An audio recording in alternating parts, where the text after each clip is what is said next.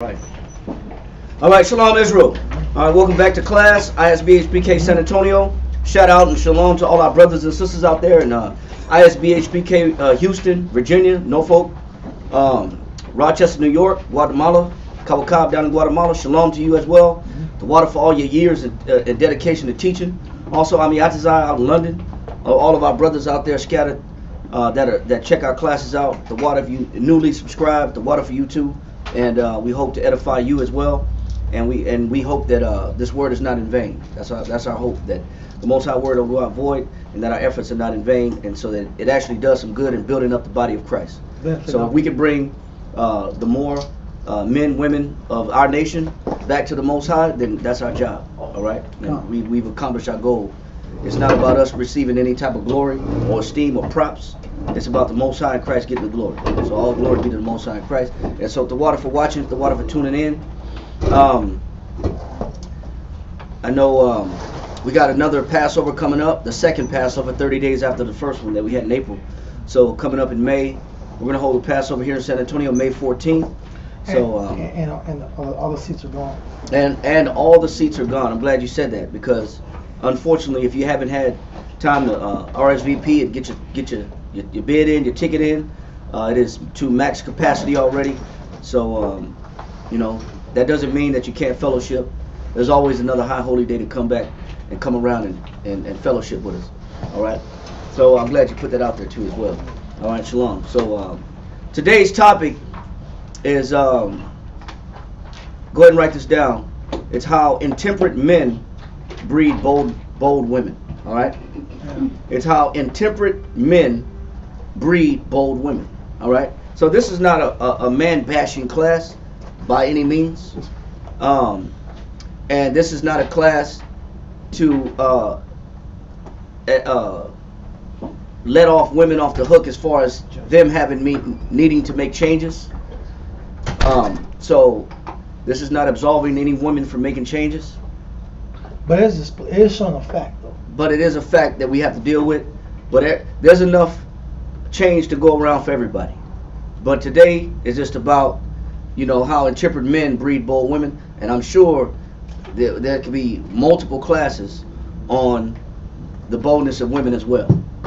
All right? So, but for now, because, the husband is the head of the household, and as a man, the woman is subject to a man, we got to deal with the men first. All right? The Most High said the flock of my pasture are what? Men. Are men. So we got to deal with the men first. All right? Because if the men make changes, then it trickles down and has the right effect towards the women and the children. All right? So when the men are in the right frame of mind. We also know Christ said, smite the shepherd and the sheep shall what? Scatter. So scatter. So what does that mean? That means that if the man of the household is attacked, then everybody's affected. The man is the shepherd of his house. So if the man is out of order, then the whole house can scatter. All right. So we want to make sure that we tighten up the men of Israel and the body of Christ, and then hopefully that trickles down into their individuals' households. Which we're going to find out that just because you may have some success on a political platform or occupational platform, that doesn't guarantee success within the household. All right. So like I said, this is not a man bashing class. There's enough to go around for everybody. Matter of fact, let's read this Ecclesiastes chapter 7 verse 28 just to explain this a little bit more, and then we'll go ahead and get started with the topic. All right. Somebody read this Ecclesiastes chapter 7 verse 28. Ecclesiastes chapter 7 and verse 28. Read that. Which yet my soul seeketh, but I find not. One man among 1,000 have I found. He says, one man amongst 1,000 good men have I found. Read on. But a woman among all those have I not found. Now Solomon had how many women? 1,000. He had 1,000. He had 700 wives and 300 concubines. He said out of those 1,000, the ratio of good women to men was what? He said out of that 1,000, that number was even smaller. That ratio was even smaller. So it was harder to find good women than it is to find good men. So like I said, this is not about bashing men and putting women on a pedestal. It's not about that. Like I said, it's enough to go around. But right now we're dealing with the men and the changes that men must make, men have to make. Yeah, you know, and I'm glad you brought this topic up because we always have this situation where it's always the how did we get here effect. Okay. How did it get this bad? How did the situation get this dysfunctional? How did this situation get to the point where things are so rocky? We got this class. The point is ideal. Not the ideal, but this key point you're going into is good to show us how, because it didn't start off this way. No, it's not how it started. Mm-mm. So sometimes we have to know how we get to how did the households of Israel or certain households of Israel get to this condition. Right. So this is a must-teach class. Yeah, it's a much-needed topic. All right, much-needed topic. All right, so let's go ahead and I'm glad you brought that out. Let's first of all, as we lay the groundwork for this class, let's get the definition of intemperate. Somebody get the definition of intemperate. All right. Intemperate, not moderate or restrained. So it's somebody that doesn't have self-control. So we're talking about a man that lacks what? Self-control. We're talking about a man that lacks self-control. All right. So we're talking about a man that lacks self-control. He doesn't have self-control. But that self-control translates in a variety of areas and ways. All right? So it's good. The definition alone is going to help explain, the multitude of ways that a man lacks self-control. But it says what? Not moderate or restrained within due limits. It says not moderate or restrained within due limits. What else? Indulging to excess. It says another definition is indulging to what? Indulging to excess. It's in what? Go ahead. Any appetite or passion. So it says any appetite or what? Passion. So anger is a passion. Wrath is a passion. Emotions is a passion. Indulgence is a passion. Lust is a passion. So all these are passions, right? So this could be what you got? Where here it says intemperance, right? And this is world thesaurus, right? Intemperance, and the word for that is insobriety and inebriated.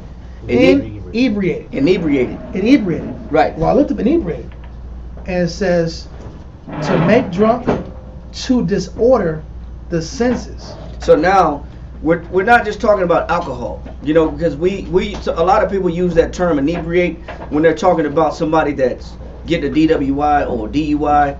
The police pull you over and they find out are you drinking and driving? Are you inebriated? Are you under the influence of alcohol? We're not just talking about alcohol related.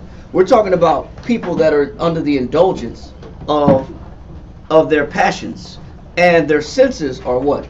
It says to disorder the senses, to stupefy. So to stupefy, to disorder the senses. Or go ahead. Or make furious or frantic. So it's talking about a person with a hot mind, a temper, somebody that gets angry quickly, somebody that explodes with outbursts. They don't have any emotional stability. This is also defining somebody that's inebriated. They're under that influence, but not of wine, but of emotion. All right? We got to establish that. It's not just wine or alcohol related. It's somebody that's overthrown or under the influence of a heavy amount of emotions. They're very emotional. Now, I know we went through some of the dysfunctions of people, and the emotional roller coaster was one of them, right? For those that don't remember, go back and check out the class when you get a chance. But we're talking about a man that is under the guise of not having the ability to self-control, self-moderate, put his feelings and put his emotions under control. This is a man that speaks out, have outbursts, that no control, no patience, no temperance, no calmness of mind. Just somebody that may speak out too fast, too soon, because I can't hold this in because there's no filter in me.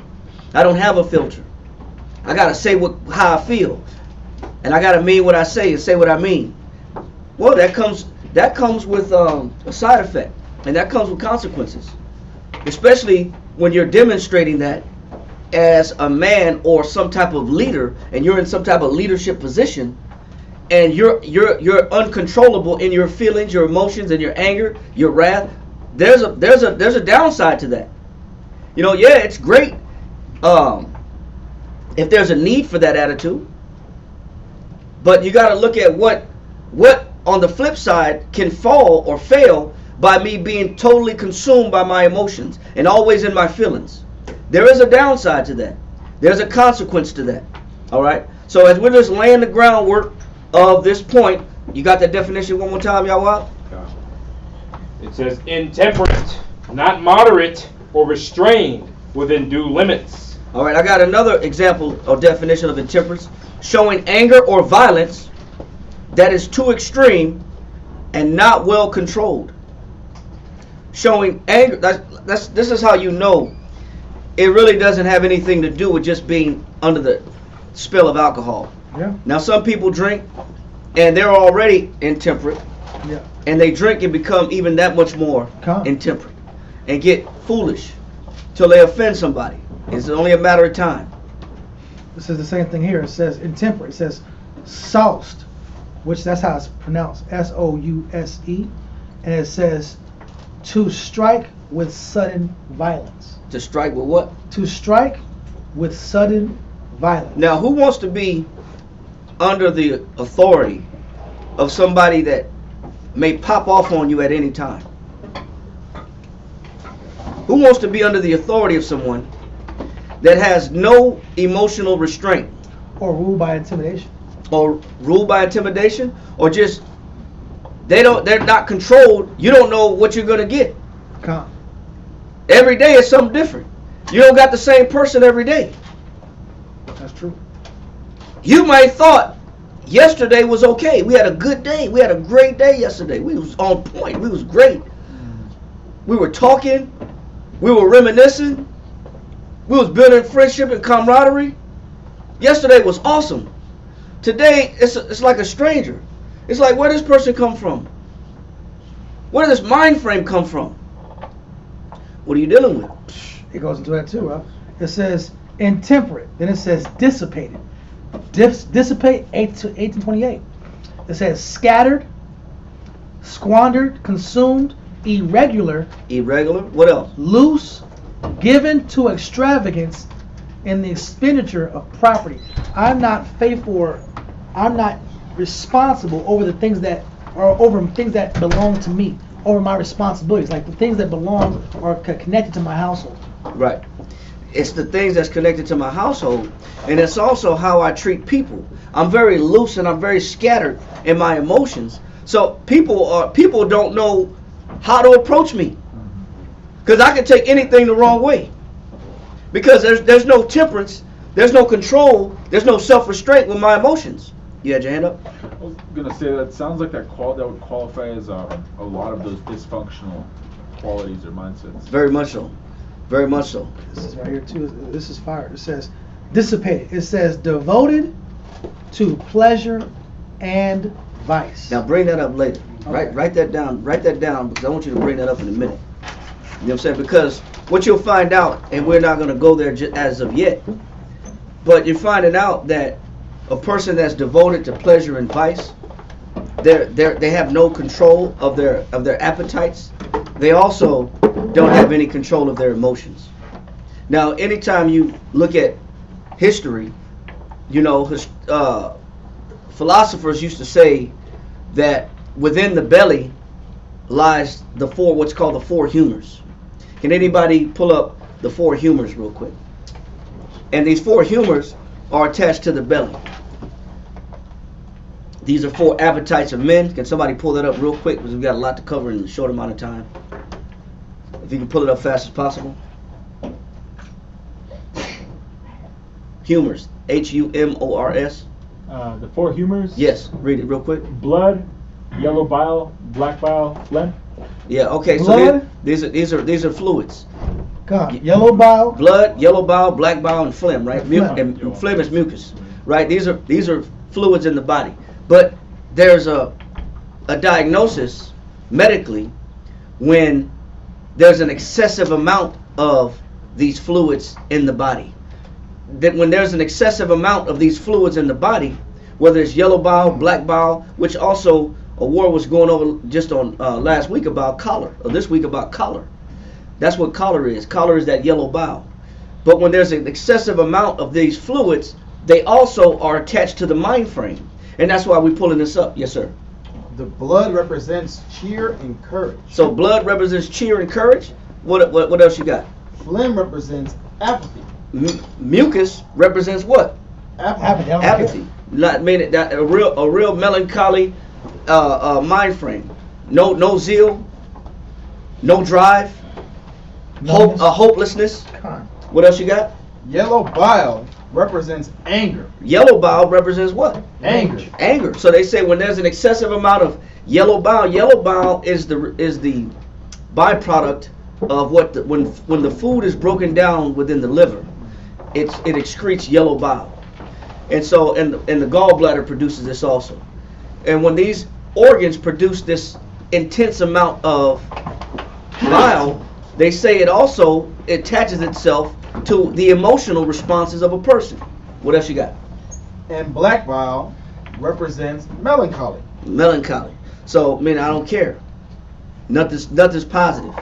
So, when you suppress your appetite and suppress your system, it also suppresses your mind.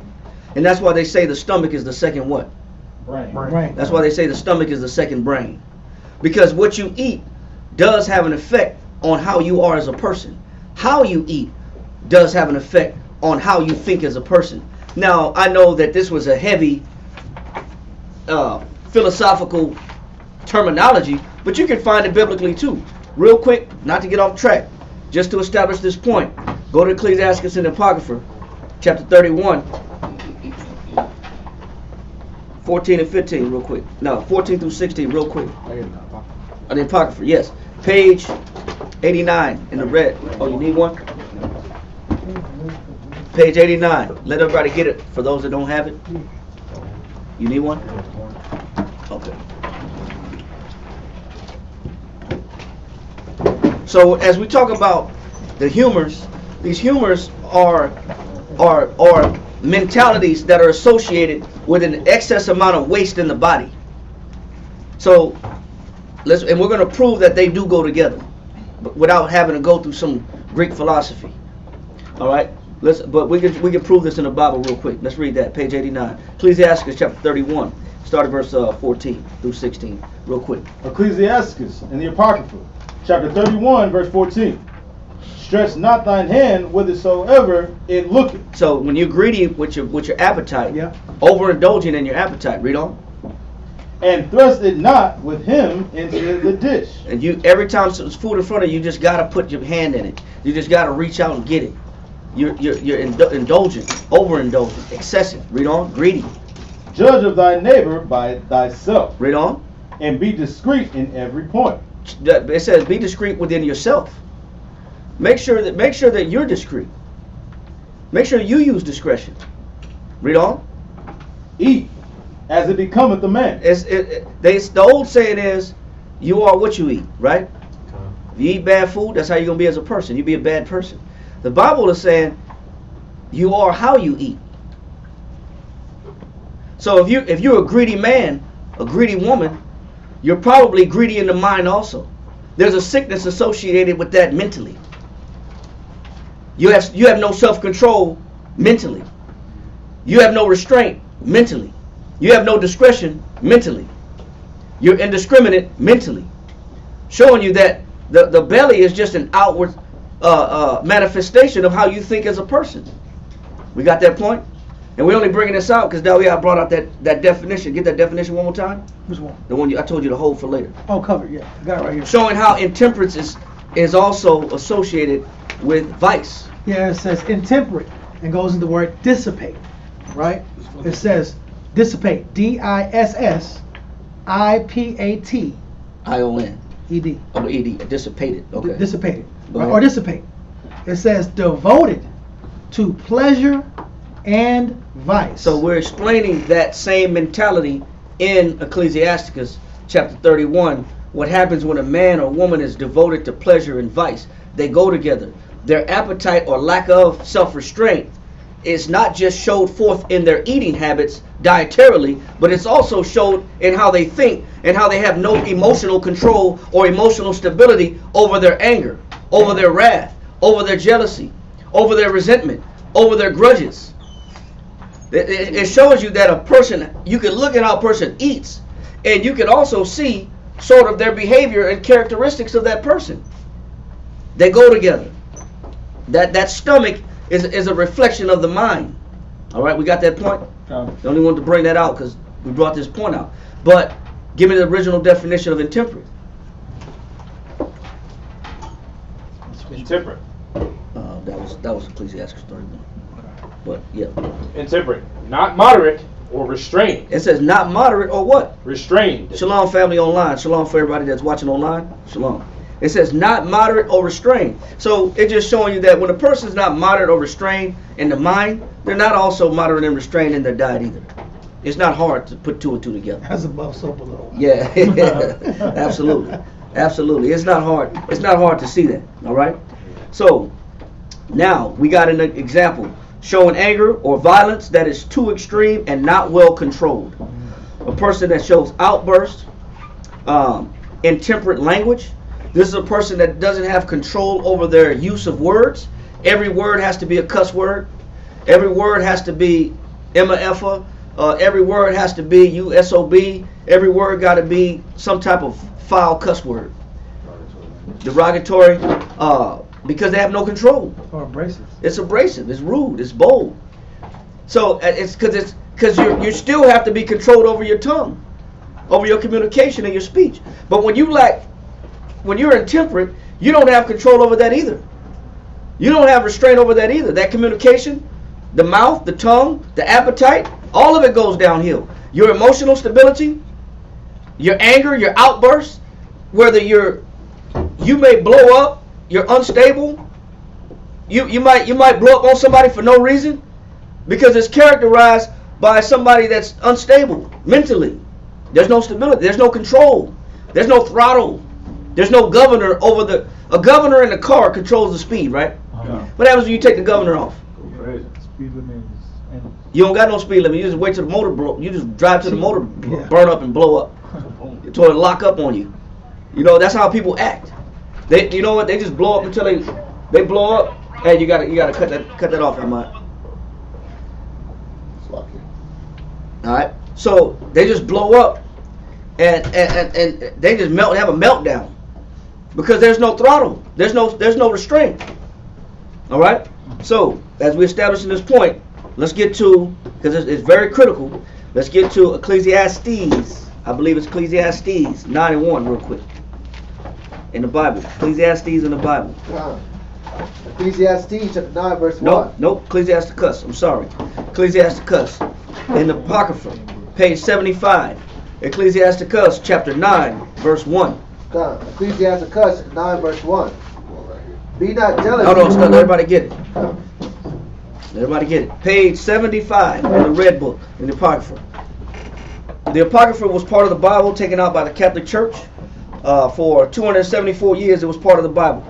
And the Catholic Church took it out because they declared it non-canonical, meaning it wasn't God-inspired. But we know that that's not true. And the Catholics also said they have the right to change laws. add or take away from the Bible. Yeah.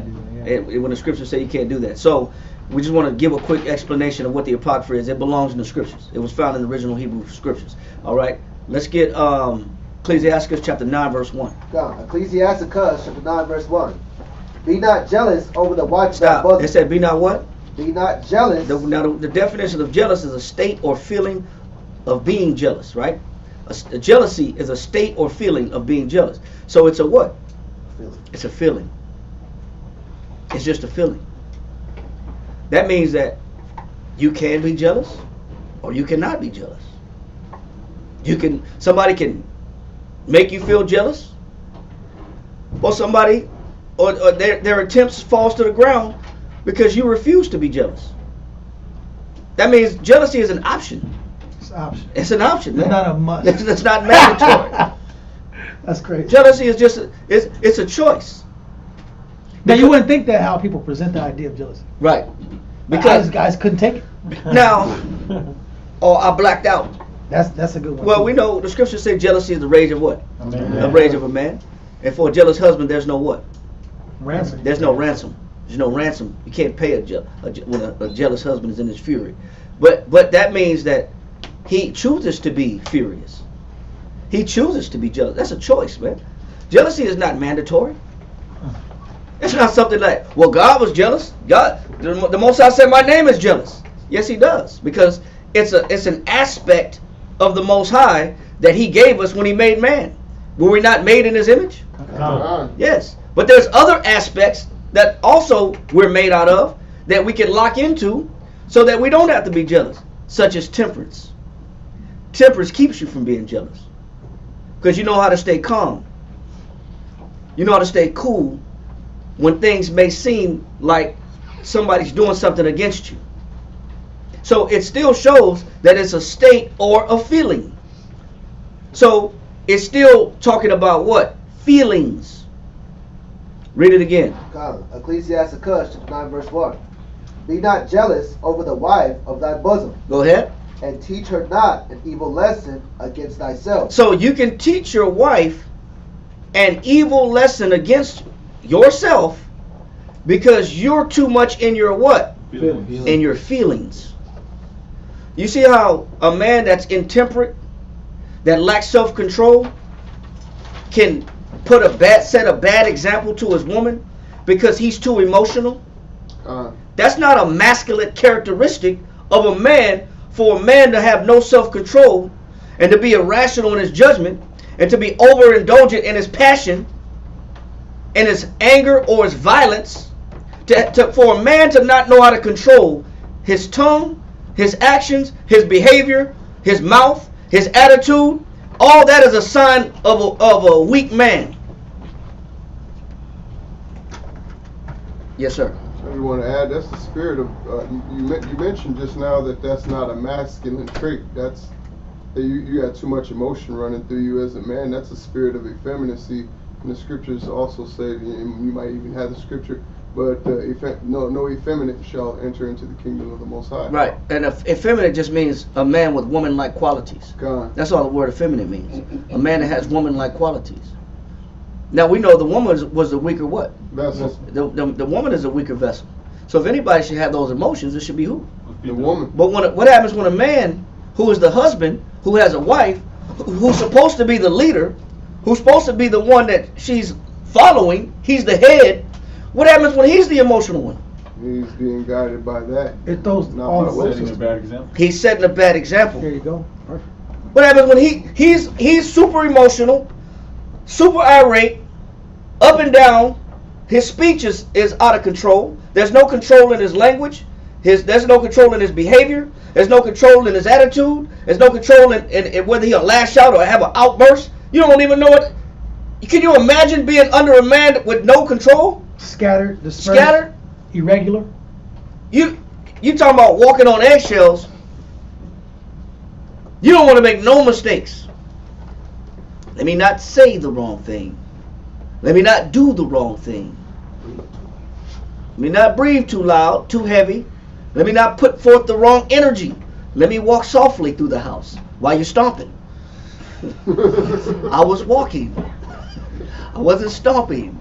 Right. You shutting doors hard? Is there a problem? Come on, man. Can you imagine this? God. Door closes. Yeah, door closed. Why you close the door? So I'm in the bathroom. I gotta use the bathroom. You don't gotta close it like that though. Like, what are you doing? Like, this is a reality of households. There's many men through their feelings and lack of control, because they can't control their feelings and emotions. There's a lot of men who have wives that have no self-control or restraint in any of those areas. And so they're putting a bad example and putting out a bad display for a woman to follow. But they expect the woman to be strong, to get over it, to handle business, do what I tell you to do. Why are you tripping? But who are they watching? You. The example doesn't match the outcome, the desired outcome for the wife. Yep. It doesn't. It doesn't, man. Read it one more time. Ecclesiasticus chapter 9 verse 1. Be not jealous over thy wife of thy bosom, and teach her not an evil lesson against thyself. Because the lessons that you teach a woman is the fact that because you're so emotionally unstable as a man, what you're teaching her is not to trust you. That's what you're teaching her. That's an evil lesson. That's the lesson. That's the evil lesson that you're teaching her, is that she not to trust you, because you can't handle pressure. You can't handle change. You can't handle situations. So there's certain things that she won't even say because you can't handle it. It's certain things that she won't even bring to your attention because you're too unstable. It's certain things that she won't talk about because she don't know how you're going to process it. Because you process everything else with some type of emotional feeling. So especially if one of those feelings is jealousy, then let me not tell you that some guy pushed my car off the side of the road because I ran out of gas. Let me not tell you, because you might think what? Got that number. Did he get his number? Did he call you? How do you know you was out of gas? Did you know him already? Did you know him already? Did you call him? Do you have his phone? You have his number in your phone? Why you call him? Why'd you call me? Why'd you call me? Anyway. So You didn't call your cousin. yeah. You pulled over. You know what? A lot of things a woman won't do because she can't trust a man that's unstable. She won't say so. There's a lot of things she won't talk about, won't say. You'll get everything is good. How's your day? Good. How's work? Great. How's school? Awesome. Hey, you was on the phone for a long time with your family. How's your family doing? Right. Everybody's cool. One word answer. Yeah, everybody's cool. Wow. Everything's good. Everything's good. Shh. I'm doing something right. that's what a man will do. He think it's him. He think I'm doing something right. That's what a man will think it's him doing. I was on point. Not realizing she don't trust you because you're too unstable. Yes, sir. Then men wonder why they're not received when they come home, and there's a lack of respect. Yeah, we get into that. You jumping the gun. Sorry. You right on it though. You're in the spirit. Oh, Lily. Because that's where we're going with this. That's exactly where we're going with it. There's lack of respect because you know what? There's a lack of trust established. Because this individual has set forth a bad example in the fact that they don't have any self-control or self-restraint mentally. I can't tell him anything because he might pop off on me. I might have to hear this for a week straight. This might go on for a month. This argument may last a year. He don't let nothing down because he can't get over it because it's constantly fed in his mind because he's emotional. And he'll hold grudges for a long time. So we're going to talk about this for about 3 months straight. I already know what happened the last time I told him something. It's not worth speaking. It's not worth it. Because you know what? But I set that tone. You start getting selective communication. Yep. You get real short communication. Less and less information. Right? All right. So we got that point, right? All right. Hebrews 13:4. Let's read that.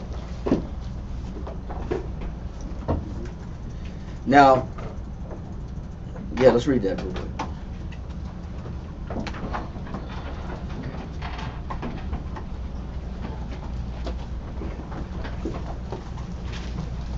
Hebrews 13 and verse 4. Yep.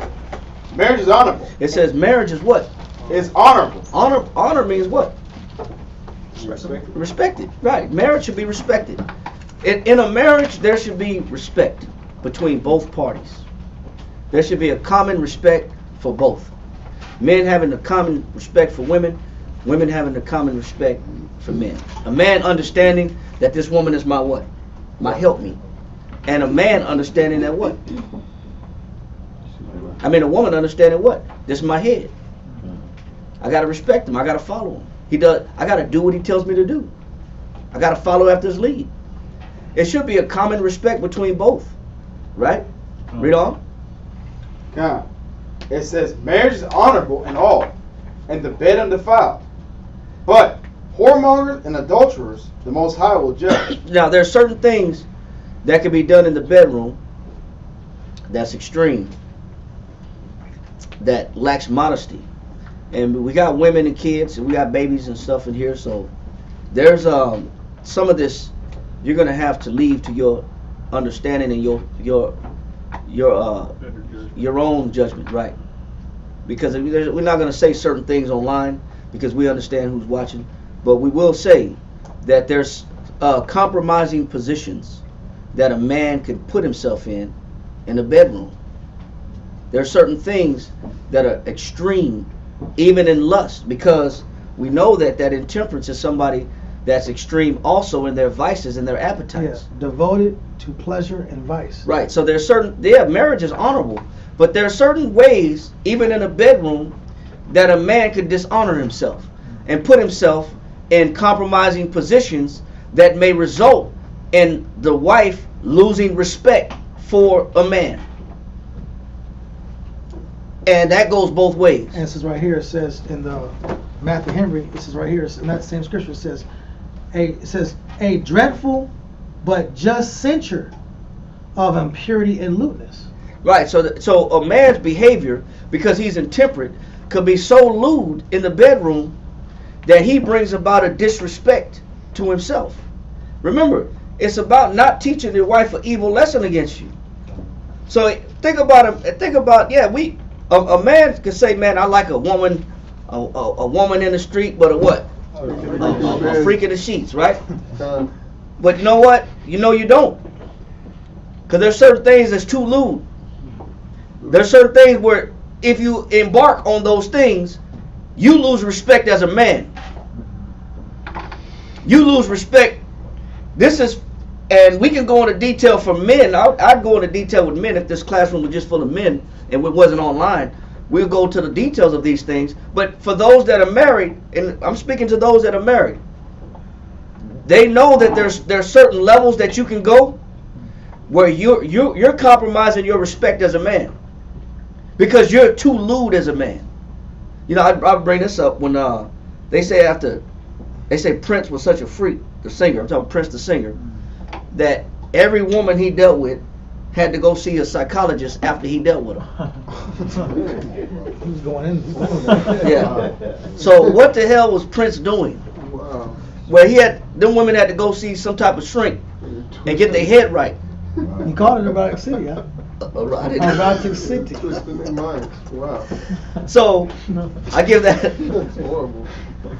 And you wonder why Prince dressed in high heels. Yeah. And pumps. Yeah. The cutout side. With the cutout booty pants. Loud. Yeah. You know what I'm saying? Because he's a lewd dude. He's a lewd man. But there's certain things that's not masculine, even in a bedroom, that a man shouldn't be doing.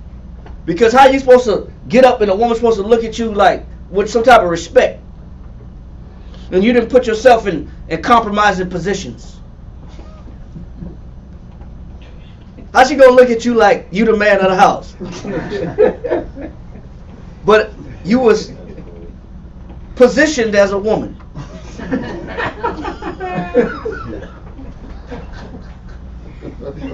It's a little dude.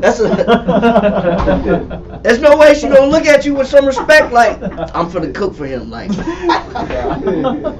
You wear the pants. yeah, no, he wear the pants, right? He wear the pants. He wear the skirts.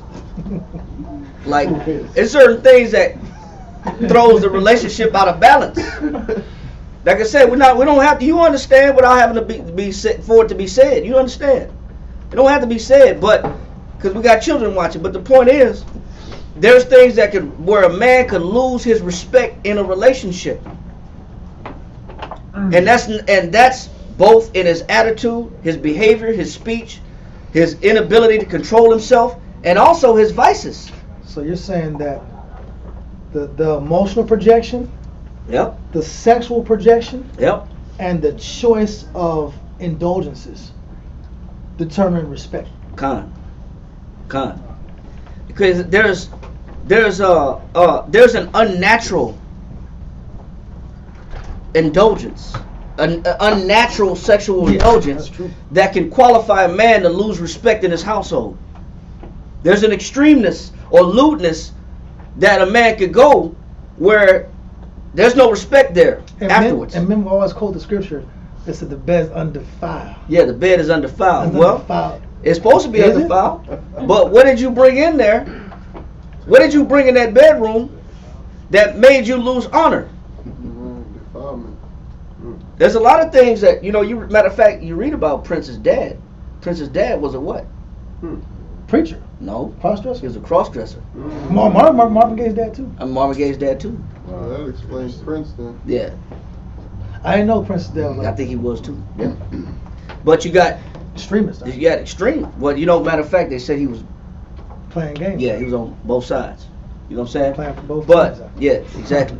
So but when you look at the example that's laid down in the household, it's hard to come back and look at a man with respect. So there's multiple ways, and that's the point why we're going this route, because there's a variety of ways that a man can lose respect, to where he has outbursts. He like a kid, you know, like a kid throws a tantrum. You got a grown man throwing a tantrum, Like a boy. like a little boy. Yeah. He's lewd in his behavior, his speech. He can't control his tongue. He's inappropriate in his language, his hostility, his violence, his passion. Intimidating nature. Now it says, especially when it talks about intemperance, it says especially with alcohol. But we just read that inebriation wasn't just alcohol, but sometimes it is alcohol. Sometimes when a man can't control his drink and he just gotta get drunk, he just gotta drink every day, or he just gotta have a drink. Gotta be loose. Guess what you lose? Because you have no self-control in your vice. If drinking is your vice, Crazy. because you have no self-control within that vice, you lose respect too as a man. How am I supposed to follow a man that can't control his vices? You don't get no respect for that. She's supposed to follow you, and you gotta have a drink. You gotta have wine. You gotta be drunk all the time. You gotta be under some type of influence all the time. How are you gaining the respect of this individual? You're not. You're losing respect. Or she catch you. You know, she catch you with illegal substances. Yeah. Because we've seen that too in the camp. Oh, that's major. We seen that a lot in the camp setting. She catch you with illegal substances, but she's supposed to respect you. But you got habits that you can't even kick, and she's supposed to follow that. Right? She's supposed to follow that and be strong. So she's supposed to be strong while you indulge in your weaknesses and the things that make you vulnerable and the things that make you look less respectable as a man. But she's supposed to follow that though. That's why it says, teach not thy wife an evil lesson against who? Yourself. Thyself. You got to have control over your passions. You got to have control over your vices, even if alcohol is one of them. Because in any one of these arenas, you can lose respect. And you expect a woman to sit back and be like, yes, Lord. Yes, my husband. Okay, yeah, see how far that goes. It's not natural. Are you sleeping all the time? Like you sleeping all the time. Like you can't. I have no business. You sleeping all the time? There's something I know. I understand men be tired, man. I get it. But critical times, all the time sleep. Every time sleep all the time. It's a part of being a lion. Huh? Lions sleep a lot. Yeah. Lions sleep all day. They're up all night. Huh? Yeah. Up all night. Sleep all day. They out the spirit. Yep. Proverbs 31:3. Now we're going to Apocrypha. So Josephus. Does everybody have a Josephus? Come. Grab a Josephus. We're going to go to Josephus. Grab it if you don't have one. So Proverbs 31:3, you said? Yep. This is crazy. Stupid. Perception of We'll get that to you. Yes.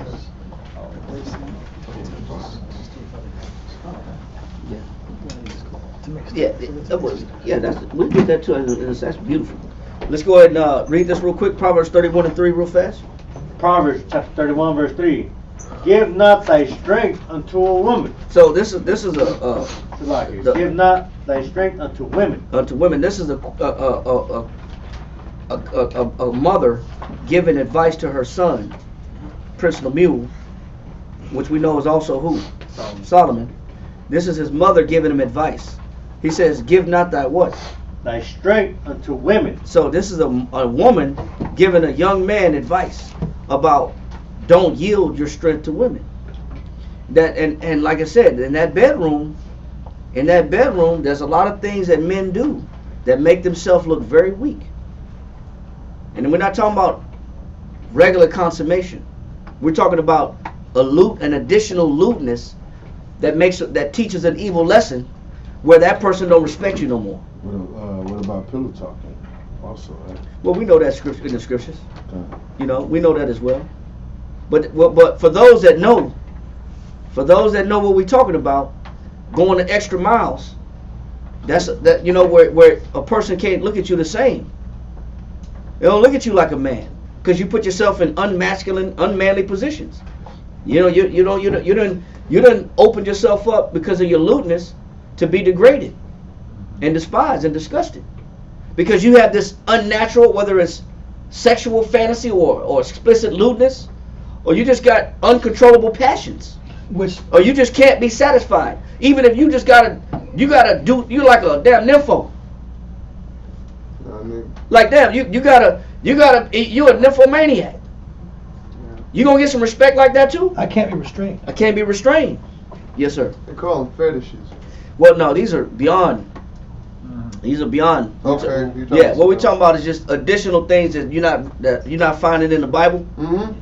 But we understand when you're married. God. There's certain levels that people go to where they don't get respect. Yeah, taboo. Where you don't get respect in your marriage. That's a good way to say it. That's a good way to put it. Right. So. And also too, part of that is worldly nature bleeding into the house. Because we teach 1,000 classes about having to sever the worldly self from the spiritual self, and to dissolve the worldly self, to isolate the worldly self, to give up the worldly self. But we're seeing here in this class that there's aspects of the worldly self that are still hidden in the dark, and they'd be in the bedroom sometimes. Right, and it causes weakness. It causes a man to be disrespected. All right, without saying too much. All right, so these are things that cause a woman to be bold. That's why the class is called "How Intemperate Men Breed Bold Women," and we're going to find out how that works through your inability to have self-restraint, whether it's emotionally, sexually, appetite-wise, through vices, through speech, through whatever it is. Your over excessive emotions causes a woman to get out of her nature through your example. Mm-hmm. And when a woman is out of her nature, she don't respect you as a man, because she's having to be stable, be the strong one, be the calm-headed one, be the strong-minded one, be the controlled, emotional control one. Then you like one of the kids. Then she gonna look at you like one of the babies. Mm-hmm. She gonna look at you like one of the little ones, and the respect is out the window. Because I bred that, and we're gonna get into it. We're gonna get into it without saying too much. All right, let's go to the Josephus. All right, let's go to the Josephus. We're going to book 15, chapter 7, paragraph 4. That's on page 411. Page 411, and that's in this Josephus. I'm not sure which one you got. I know not all of them are the same, but if you got the blue, yeah. Hold on a second. If you got the blue one, if you got the blue Josephus, page 411. All right, and it's book 15, chapter 7, paragraph 4. Josephus, book 15, chapter 7, paragraph 4. Now it's going to be line 218. Line 218. Where it says upon these acquisitions. All right. Right over here. All right. Let me know when everybody got it. said 218. You said? Yes, line 218. No. Beginning of paragraph 4. What you need? Just Go ahead. It might be the same. I'm not sure. All right. Everybody see it? Come. Where it says upon these new acquisitions. Gone. All right. So just to get everybody caught up on this point, this is Miriam, which is the last descendant of the Hasmonean dynasty. And we know the Hasmonean dynasty was who? The Maccabees, right? Maccabees, come. That was the Maccabee dynasty, the Maccabean dynasty. So she's the last descendant of the Maccabeus line and lineage. And both her mother and her father descend from Judea. She's from the tribe of Judah. All right? So she's married to Herod the Great, which is an Idumean, which is an Edomite, which today will be a so-called white man. So you have a black woman who is the last descendant of a ruling family that fought against the Greeks and Hellenism, and she was forced to marry a so-called Edomite, a so-called white man who came in as a ruling class over the Hasmonean dynasty. All right? So I'm just catching you up to speed, so as we read this, we know what's happening. Now, Herod the Great is coming back from trying to win favor with Caesar in Rome. He's coming back from a Roman expedition. So he's coming back from Rome, and he's trying to save face and get in a good position leadership-wise, because what we're looking at, he's on a job security campaign. He's making sure he can secure his job. He's trying to secure the job and get the bag, because he doesn't want to be thrown out of power by the Roman Caesar. All right? So let's read that from that point, line 218. Let's read that. Josephus, book 15, chapter 7, paragraph 4, line 218. Upon these new acquisitions, he grew more magnificent and conducted Caesar as far as Antioch. Go ahead. But upon his return, as much as his prosperity was augmented by the foreign additions that had been made him. So he was given new property to rule. He was given new leadership. He was augmented with the greater reign and provision of power. So his rulership extended when he came back off of that Rome trip. So it shows you that he did do what he set out to do, which was to establish job security. So he got the job that he wanted. He remained in power, and he was given additional land to rule. Read on. So much the greater were distresses that came upon him in his own family. It said, but his problem was what? Distresses that came upon him in his own family. So just because you go secure the bag and you go seek out job security and you go look for a better job, that doesn't mean that your household would be what? In order. In order. See, a lot of people chase money and they come home to problems. And that's why you got people that have what did Michael Jordan lose? 500 million? What did Tiger Woods lose? 500 million? What did Robert Johnson, the original owner of BET, lose? 500 million? 500 million. Dr. Dre lost a lot. Dr. Dre lost about 100 million, 200 million. You know why? Because just because you make money and you're out to seek a greater advantage financially doesn't mean that you know how to run a house.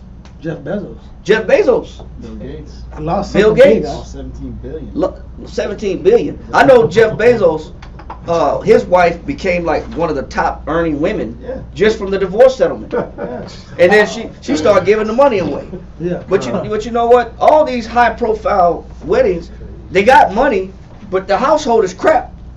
Now on our behalf, we don't got money and our household be crap. That's the irony of our situation. But it shows you that job security don't mean happiness at home. Especially if you got a bad example.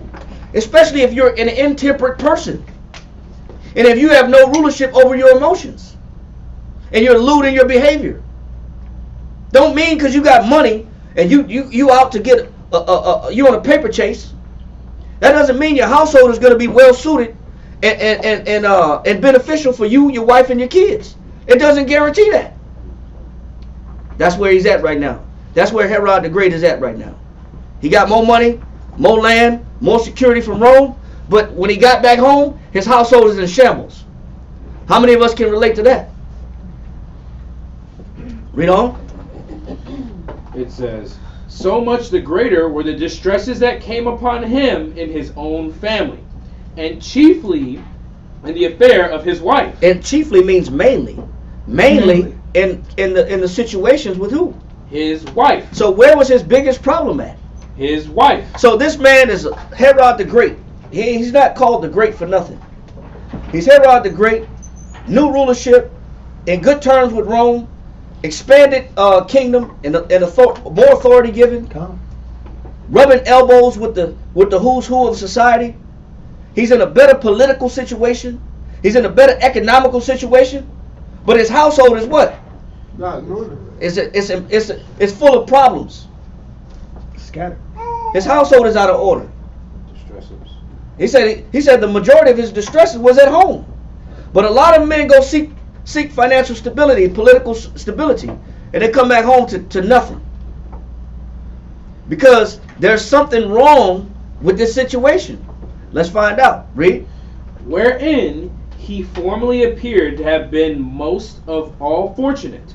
It seemed like, man, he had the ideal wife. When you look at Miriam, when you look at her pedigree, when you look at her lineage, when you look at how she behaved herself, when you read about how she was groomed as a woman, there was nothing bad or slouch or ratchet about Miriam. Not at all. She was an upstanding, well-groomed woman that had to marry a man that had issues. So you would think they were a power couple. Here is a man that's in royal position, in a seat of authority. He has the ideal, most well-behaved wife. Well-groomed, well-nurtured, with the best upbringing that came from the best parenting situation. And the last of a dynasty. She was the last heir of a dynasty. Read on. For the affection he had for Miriam was in no way inferior to the affections of such as are on that account celebrated in history. So you would think that they had the ideal marriage. Man, you would think that, man, these people were in love. When you look at it on the outside. On the outside looking in, you see a good couple. Wow, these guys go good together. Man, it's a great couple. It's a great bond. Man, it's amazing how they go together. Man, that's a perfect fit. You would think so. That's a great union. Holy matrimony. Read on. And this very justly. As for her, she was in other respects a chaste woman. Now, it says, when you look at this woman, it says, in other respects, she was a chaste woman. Now, we're going to just get a definition real quick. First of all, chaste means pure in mind or thought, right? Chaste means pure in mind, right?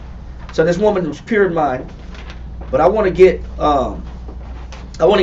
another definition, not just pure in mind. I want you to get pudicity. Pudicity. 1828 is cool. Or whatever, Cambridge, Merriam-Webster, pudicity. P-U-D? P-U-D-I, city. Just like you. Okay. Pudicity. Okay. Pudicity. What you got? I have modesty, chastity. Okay, you got modesty and what? Chastity. Now, when you read about this woman Miriam, she was in all cases, in most cases, she was a chaste woman.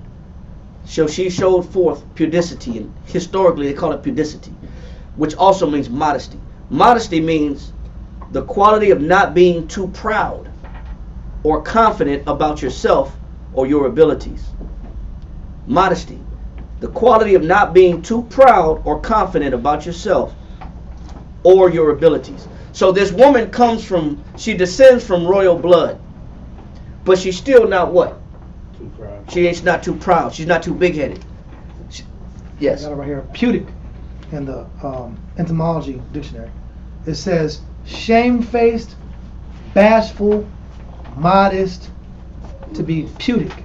Right. So it's shamefaced, bashful, and modest. So although she descends from a royal bloodline, and she was wealthy, well off, and well educated, she still wasn't cocky or arrogant. She wasn't snooty. She wasn't high and mighty. She wasn't bougie. She wasn't beyond herself. She was a down-to-earth person that didn't let where she came from or her position get to her head. So that modesty is that quality of not being too proud or confident about yourself or your ability. So she still knew how to contain herself and not, do you know who you're talking to? Do you know who I am? She wasn't arrogant in that fashion, all right? So just giving you some background on kind of what kind of woman she was. So that's how she was groomed. Read on. It says, as for her, she was in other respects a chaste woman, and faithful to him. And she was what? And faithful to him. Did she step out on Herod? And faithful to him. Did she have a side guy? And faithful to him. Did she have a Sancho? And faithful to him. So did she have a break glass in case of emergency type of phone number? And faithful to him. Did she have a backup? And faithful. A plan B? And faithful to him. Well, you know, I could always go back to shoulder lean on. And faithful to him. She was faithful, man. They're showing you kind of woman she is, man. But there's a problem in the house. Read on. Yet had she somewhat of a woman rough by nature. It says, but there was something wrong with her. She was a woman that was what? Rough by nature. But what made her rough? She wasn't that way. Something changed her nature. Something altered that woman's nature. Read on. And treated her husband imperiously enough. Somebody give me the definition of imperiously. Imperious. Somewhat.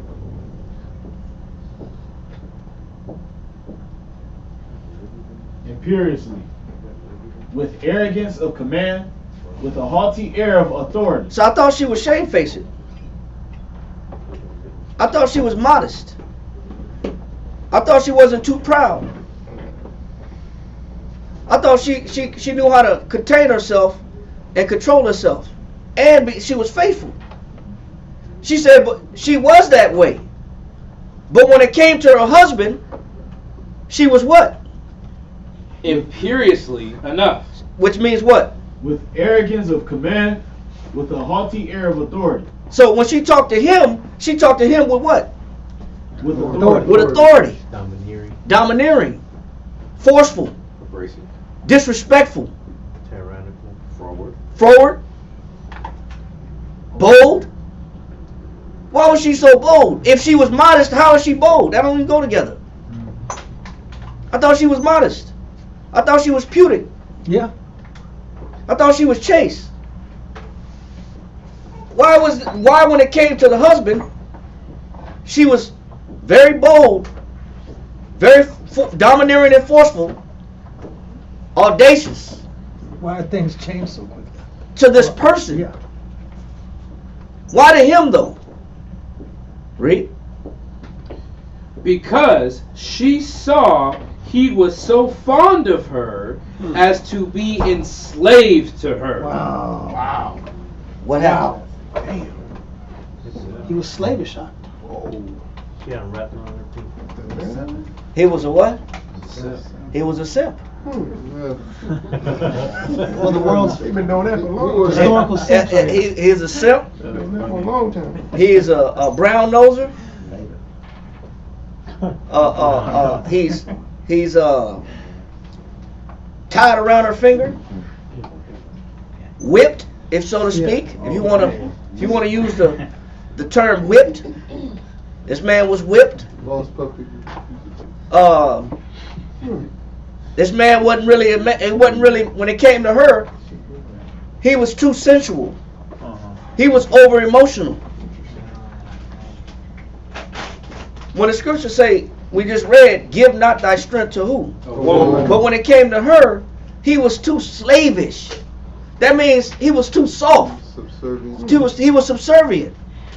He wasn't masculine in nature when it came to her because he was too indulgent.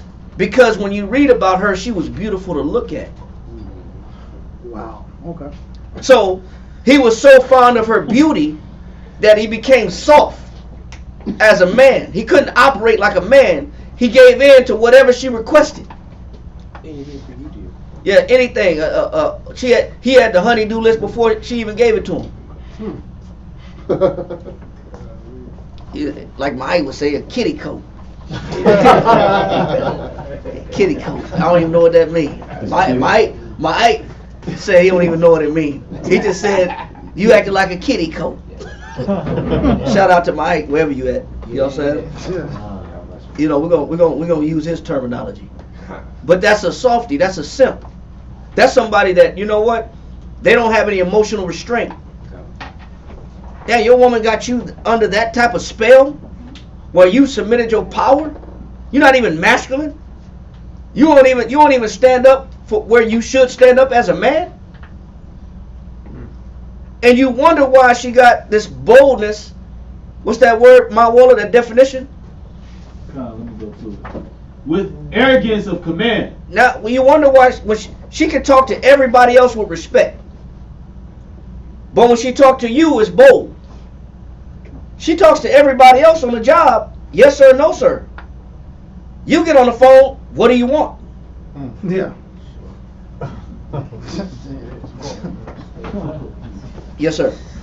She's upset because she's out of her natural position and she has to take on a position that she don't feel natural and comfortable in because that's not naturally her position. But how does she's upset about it? How does she get into that position?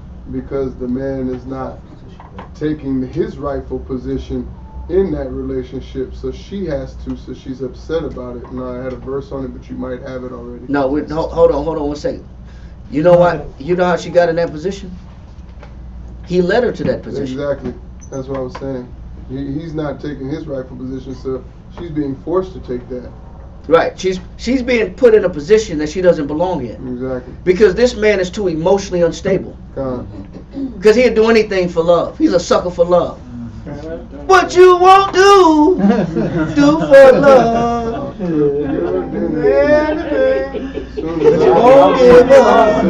And anybody wrote that song too. Oh, what about this one? Well, I've got to spread the news that if it feels this good getting used, oh, you just keep on using me. Right there. Until you use me up, don't. Till you use me up. You know you a sucker. Or why do fools fall in love? Yeah, why do fools fall in love? Because a man's emotional instability has got him in a situation where he's too fond or too fearful to lose, too afraid to lose or tell somebody the truth.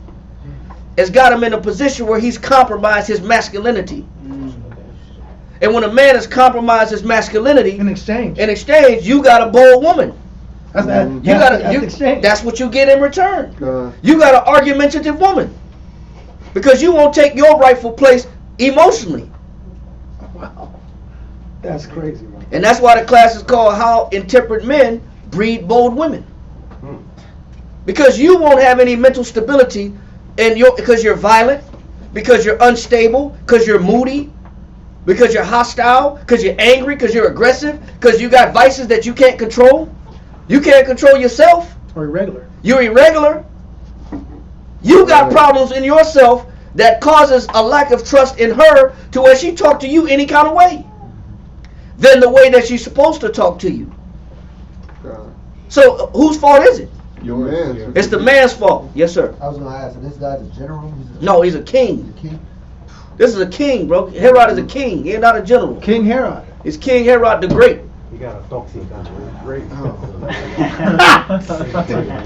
So he acts like a king outside of the relationship. Yeah, that's not in his house though. Not in his house. He ain't no king, bro. He's a king everywhere else. Oh, don't you? Off with his head. Hey, he need to follow. Drop. Yeah. In his house. Yeah. Baby. That's it right there. That's it right there. That's it. Baby. You know he got them nicknames. You know what I'm saying? Soupy Doo. Snookums. Butter biscuit. Butter biscuits, Snookums. I don't know. Baby. Hey, baby. You know, but it's showing you what? Who caused that overthrow of respect in the household? The man. He did. How? Because he's too damn soft. Because there's a level of irregular infatuation that can cause a man to lose respect, both in the bedroom and in his emotional instability. Crazy. This is crazy. Read on.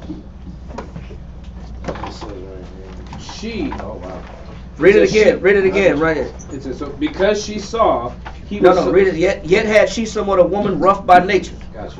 So it says, yet had she somewhat of a woman rough by nature, and treated her husband imperiously enough. Go ahead. Because she saw that he was so fond of her. There was that damn sympathy, that love, that was an irregular love, man. Mm-hmm.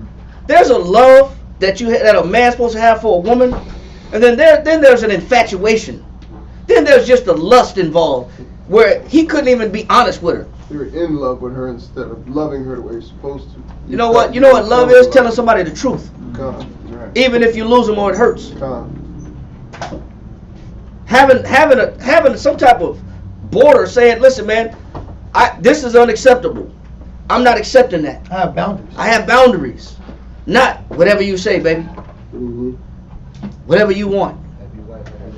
Happy wife. That's a fraud. I don't wanna That's a lose. falsity. Happy wife, happy life. That's trash, bro. That's a quick way to get disrespected. Quickest. You know what I'm saying? Because you're not teaching any order within the house. Yes, sir. I was gonna say, man, I come across a lot of men too. They be like, I gotta ask my wife, man. Yeah. She got some money. Let me talk to the boss. I can't get. I like it. I like the smell. I can't get it because my wife, she got all. Yeah, I gotta talk to the I boss gotta first. talk to her. Hey, you know how it is. You know how it is. Oh, you know how it is. Yeah, you know how it is. You know, if mama ain't happy, then nobody happy. You know how it is. No, I don't know how it is, bro. One of the most famous things the guy told me at the mall. He said, I wear the pants, but she wears the pants too. Oh, come on. We're both wearing pants. They both got pants on in the closet. Are you skinny? Yeah, she got bigger pants than you do. She said, don't dare touch my pants. What you doing with my pants on? She checking you. They both wear skinny jeans. Yeah. You know, you taking all shoes off at the door. I drink your bath water. So it said, read it one more time.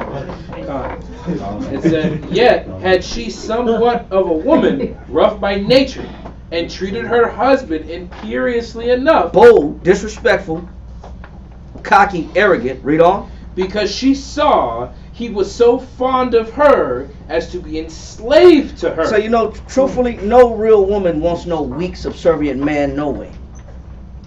That's true. That's the truth. No real woman wants some sucker. Now she gotta fight all the battles. She gotta be the emotional strong one. She's gotta be the one with the most temperance and balance. She's gotta be the most stable in her mood. She has to be the one that has to think about everything, and all you care about is just making her happy. Like you have no other business in the world. Like she's like, won't you go to work? Won't you do something? Why are you in my face talking up a storm? Don't you got some friends? Don't you got a grass to cut? Don't you got a fence to paint? Don't you got a car to fix? Don't you got a transmission to change, a damn spark plug? What business do you have? Right. You have a basketball game on? Yeah, something. She had you the remote. Why y'all up in my face? With googly eyes. Cause that no real woman wants that anyway. That a man that has irregular feelings and emotions that go overboard, that's excessive and indulgent. No real woman wants that, man. You know what? A woman wants a man, a protector, a leader, a decision maker. somebody that sees down the range. Okay, this is where we're going. I'm setting the tone. This is what direction that we're going in as a household. I'm establishing what your goals are and what we need to be working on.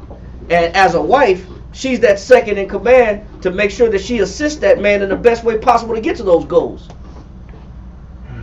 And also as the second set of eyes to maintain and monitor those children if there's children involved. Yes, sir. Are you saying that doesn't happen when you compromise your masculinity? Yes, and you compromise your masculinity when you don't have any emotional control. When you're weak to your vices, you're weak to feelings, you're weak to emotions, you're irregular in your passions, you have no temperance involved. You're immodest. That modest means I lack discretion. I lack self-restraint, self-control. That means that I give in to whatever I feel. I'm a feeling kind of guy. I'm a carnal-minded man. I give in to feelings and emotions. What about confidence? She don't got no confidence in her. If the man don't have confidence. Oh man, then they both in trouble. They both in trouble. Because courage is a virtue. If a man ain't got no courage, he gonna hide behind a woman. Man, you know what? Even a woman ain't supposed to be leading no fight. What do you want me to do? She sleep next to the door in case of a home invasion. Read this, W, real quick. Yeah, man. It's great time. Hold on. She sleeps by the door. Right, read this right here.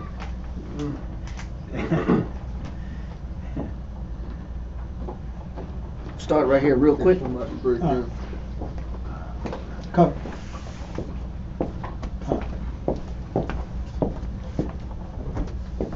Read that real fast. Follow page 611. Read this right quick. It says, marketplaces. It says about a woman. About a woman not behaving immodestly. So a woman always supposed to behave herself with modesty, right? About women not behaving immodestly. So she got to check her behavior where?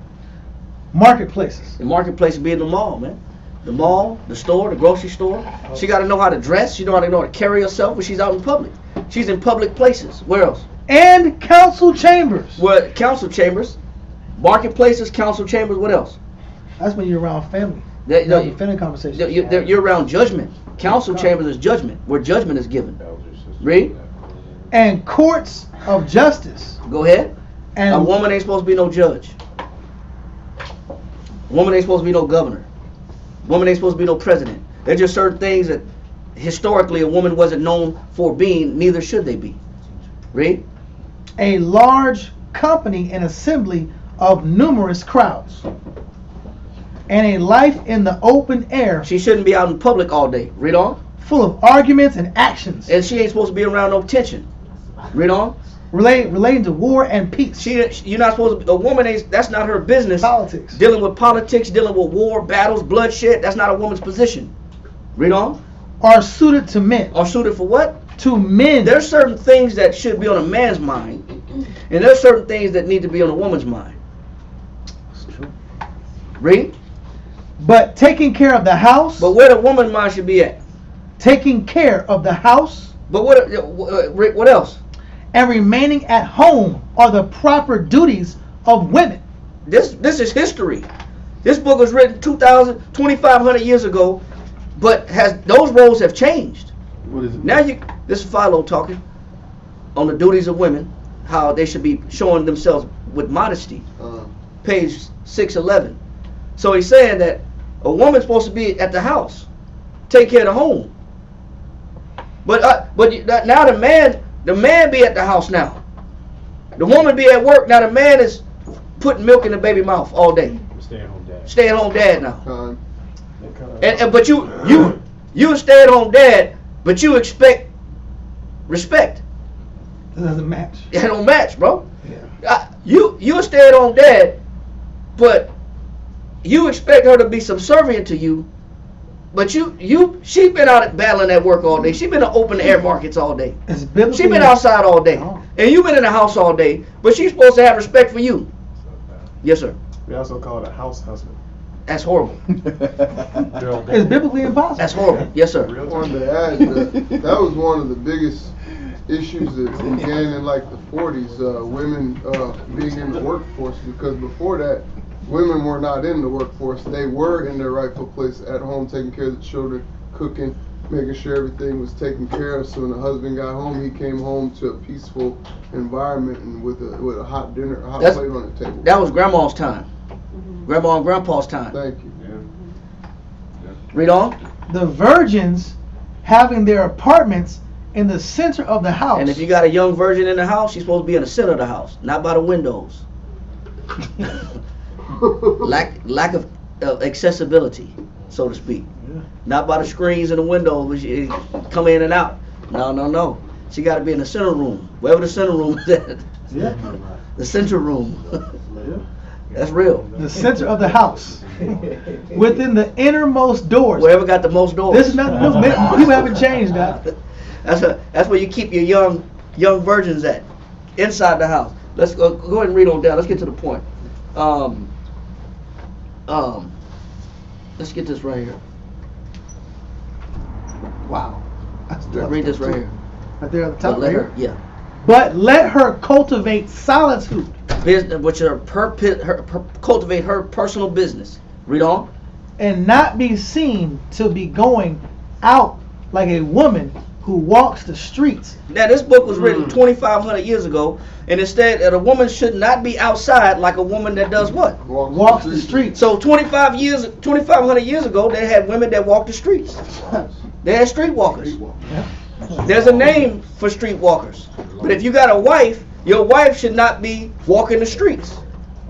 Walking the blade. She shouldn't be on the block. Your woman shouldn't be on the block. Hitting the club. Yeah. There's places that she's supposed to be at. Read on. In the sight of other men. And she ain't supposed to be in the sight of who? Other men. She ain't supposed to be in the sight of other men. Because what does that lead to? Adultery. Questions, adultery, petitions. Not at all with another man's wife. You know, what you up to? You hungry? Buy you some lunch? Have you eaten yet? Are you happy? You don't look happy. What's wrong? Why the long face? Yeah, what happened? What happened to you? Why you change your hair color? Anyway, questions. There's a lot of questions. What up? Okay. Right here. Yep. No. Read this right here. 172. Yeah, hold on.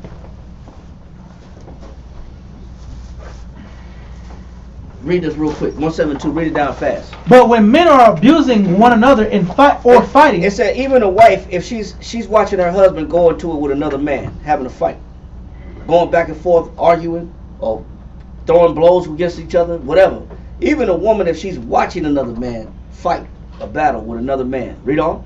For women to venture to run out under pretense of assisting or defending them. So even a woman that's helping her husband or helping her partner fight somebody, she ain't supposed to be the main one throwing hands. Yeah. She's not supposed to be the most boldest of the two. She ain't that's my husband.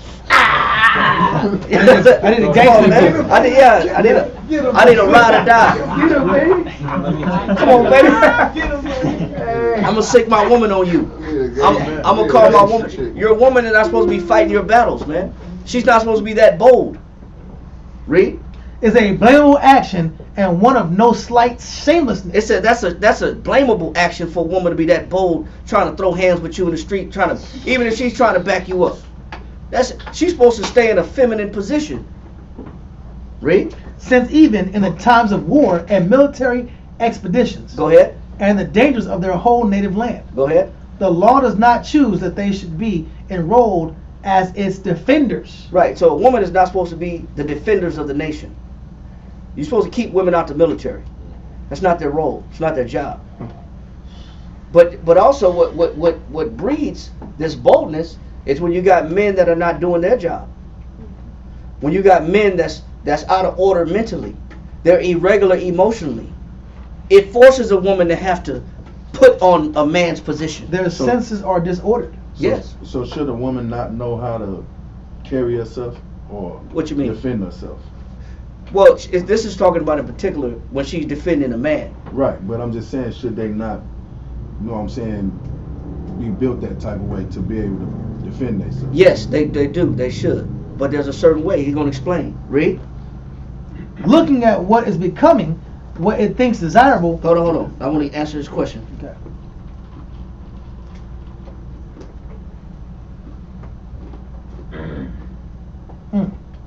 Incurable. Hold on.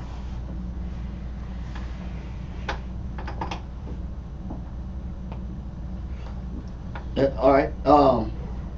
It says, read that right there. Okay. 173. Moreover, if any woman hearing that her husband is being assaulted. So even if a woman overhear her husband being assaulted, getting beat up, read on. Being out of her affection for him and carried away by love for her husband, should yield to the feelings which overpower her and rush forth to aid him. She says she still got to be under control. You know, even if she's like, man, that's my husband. You ain't gonna just beat down my husband like that. No, you ain't finna do that to my man. That's my man. Even if she feels compelled to assist you, read on. Still let her not be so audacious. It says still let her not be so what? Audacious. She still got to be, even if she got to fight, she still got to fight with a femininity. What is that?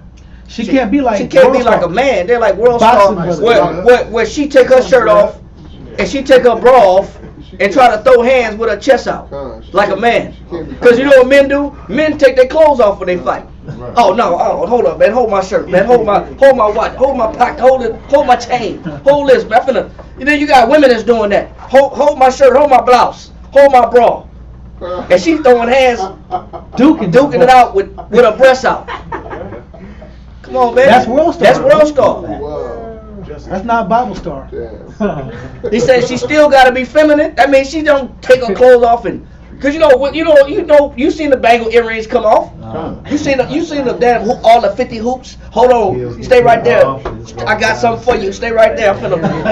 They got 50 earrings they gotta take off first. They gotta take off half what they got on to throw down. Yeah, but we call it roguish in the world. She's roguish. Roguish, thuggish. Whatever you want to call it. Yeah. Thuggish, ruggish, bone. Thuggish, ruggish. Go ahead. Gangster beat, right? Yeah, gangster beat. Right. Go ahead. So audacious to behave like a man, outrunning the nature of a woman. Go ahead. But even while aiding him. It says while she's aiding her husband in a fight, read on. Let her continue a woman. She still got to be a what? A woman. A woman, bro. That means a woman stay in her place no matter how severe the situation. She don't get out of order. Even if she got to help you, she still know how to conduct herself as a lady. So she never puts on the spirit of a man. A real woman don't do that. A virtuous woman don't do that. But you know what breeds a ill-minded woman, an immodest woman? A man that's irreverent. A man that's out of control emotionally. A man that teaches a woman an evil lesson at home. A man that has no control over his passions and emotions, his feelings, his outrage, his anger, his speech. So that kind of woman is really a testimony to the man. Yes. Yeah. Absolutely. Hold that. We're going to go back to that later on. Let's finish up in this Josephus. So it says, yet had she somewhat of a woman rough by nature. Read on. And treated her husband imperiously enough. So what kind of behavior did this king get, Herod get? He got disrespected at home. He was a king across the world, but at home he was just a dude. He was a regular guy. Probably a lewd dude. Yeah, because you know what? He had an ill-affected feeling. He was too into his feelings. He was too irate, too emotional, too extreme. When you read about him, when you read about Herod and why she was, because upon the notion, there was an imbalance of his emotions. So upon the notion that somebody was out to get him, he'd just execute him and have him killed. Or if he was jealous of somebody else coming up and taking his position, he would just kill him. This dude was irate, man. Yeah, this guy was irate. He had no emotional boundaries. But he was so infatuated with this woman. He'd do anything for this woman. So it forced her to not respect him. Read. It says, because she saw he was so fond of her as to be enslaved to her. That's a lesson, man. What happens when a man is enslaved by the beauty of a woman? I just gotta do whatever she tell me to do. I'm a sucker for love. You create a bold, masculine spirit in that house. Straight demon. Bro. Yeah, that's not gonna respect you. She can't respect you. You're not giving her anything to respect. Read. She did not also consider seasonably with herself that she lived under a monarchy, and that she was at another's disposal. Read on. And accordingly would behave herself after a saucy manner to him. She would often behave herself after a what? Saucy manner to him. So what does it mean when a woman is getting saucy with a man? Bold. I like toxica. Is that what they say? Yeah, toxica. Toxica. Because he's a mandilon. He's a mandilon. I don't even know. What does that mean? It's mandilon comes from the word to mandate. So he's at her every command. Wow. Damn. She's the commander. And that creates a toxica. That's what they like now. Because he was a mandilon. Mandilon. Mandilon. Yeah. Golly, bro. Even in Spanish, it's bad. It's a mandilon, man. That's a sucker, man. Mandilon. Put that on a shirt, man. Don't be no mandilon. Don't be no mandilon. Wow, bro. Because you're going to get a toxica at the house. Yeah. Read on. It says, in a saucy manner to him, which yet he usually put off in a jesting way. He'll joke it off and laugh it off. You know how she is. Yeah, you know how she loves me, bro. She's crazy. She's tripping right now. Yeah, you know how he is. She don't mean it, right? She love. That's how she showed me love. She's crazy about me. I like them spicy. Yeah. I got like a little fight. She got a little fight in her. I don't like it when they too soft. No, you don't know what peace is in the house. That's what you don't know. You don't understand what peace is. You don't know what harmony look like. Yeah, you don't know what two people on the same page look like. You haven't seen the beauty of when a husband and a wife agree. You don't value that yet because you haven't seen that yet. So you want your horror to be accepted as everyday norm. As this is the way it's supposed to be. Yeah, right. Under each other's skin. We're supposed to be under each other's skin all day. We're supposed to be on each other's nerves all day. That's supposed to be a relationship where all you do is fight and argue and go back and forth and throw jabs at each other. And that's supposed to be what the Most High designed as a marriage. No. Then you don't know what it means to be married. Then you don't know what it means to be on the same page. Then, because that's not a regular marriage. That's an irregular marriage. And the Most High did not deem a marriage to be with division. He said how beautiful and how pleasant it is for brethren to dwell together in what? Unity. He said in three things I stood up beautiful both before the Most High and men. The love of neighbors, the unity of brethren, and what? A man and a wife agree together. A man and a wife that do what? Agree together. That agree together. That's what's beautiful. A man and a wife that's arguing all day, there's a problem in that house. There's something wrong in that house. They're not living out the purpose of what the Most High put them together for. But we understand why now. A lot of the reasons why, not all of them, but a lot of the reasons starts with the man. The man is the one that's supposed to be the leader of the ship. He's the captain of the ship. You're setting the pace and the tone for what kind of marriage you have. You're setting the pace and the tone for what kind of house you got. And if you're irregular in your emotion, you're an emotional man, you're going to have an emotional marriage. Yes, sir. It's been so subverted, though. Like, men really, it happens all the time. It's because I have the nice car, I have the whatever check that I get, then that puts me in a position of where you should respect me because of what I bring to Because the table. I got the monetary stability. Right, I bring it to I got the the table. economic stability. Right. I secured the job. I'm politically correct. You said it. Yeah, all these things that Herod was. You know, but that doesn't equate a happy house. Not if the man is irregular and he's emotionally unstable. You have all the money you want, and your house is still in shambles. There's no respect at home. But you know, I love what you're saying, because a lot of brothers think that the lack of respect is based off of this strictly financial equation or situation or lacking, when it's really just moral. Yeah. For the most part. Yeah, it's really like you said, bro. I mean, everything you said is right, brother. What we're seeing the origin of where, if there's a problem with the respect in the house, how the respect is lost. Yeah, it's lost because I'm the one teaching a bad example as the man in my marriage. But I don't. Nothing's my fault. Yeah, but I don't show no stability. Yeah. I'm overindulgent. I got all kind of bad habits that I haven't removed. I'm emotionally unstable. I have outbursts. I do disappearing acts. Yeah. You know what I'm saying? It's a child. That's a children. Sometimes I come home. Sometimes I don't. Sometimes I forget my address. Yeah. And then when you ask me where I've been, I don't want to talk about it. I'm unpredictable. I'm unpredictable. I don't want to talk about it. Yeah. What It's not your business. Yes. Yeah, what kind of marriage are you building? What are you putting together? This is what. No, you will get the result of your instability when there's no respect there. Don't get mad when there's no respect there.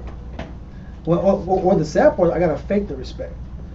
People get tired of faking after a period of time, bro. Because you might enforce the respect with the spirit of intimidation. But listen, bro, respect diminishes over time. People can act all they want. Acts can't last forever. People can't act forever. People burn out. People get tired of acting, pretending. That doesn't work. The pretend game, a lot of people like people just to pretend. Can you pretend for me so I don't feel uncomfortable? I'm gonna react when you get real. I have to blow up, because I cannot stand for you to be real. Because then I gotta see my actions and my instability manifested through my wife. When you know the scriptures, you know that. So I listen. You cannot act like this. It's a you thing. It's not a me thing. It's a you thing. You play this blame game. Everything is you. So it's a bad judge. Yep. You know what that is? Give me the definition of oblivious. Give me the definition of oblivious, man.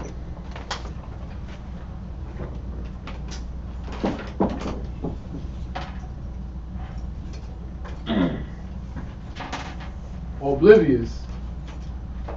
Causing forgetfulness. It says causing what? Forgetfulness. So, because I don't remember. What else? It also means to be forgetful. I don't. Okay, so one way of give me Ecclesiasticus in the Apocrypha, chapter 26. Where's my Apocrypha? Give Ecclesiasticus chapter 26, and give me 25. Ecclesiasticus chapter 25, verse 22 in the Red Book. Yeah. Say Ecclesiastes chapter 26? 25. 22. Verse 22. Concept.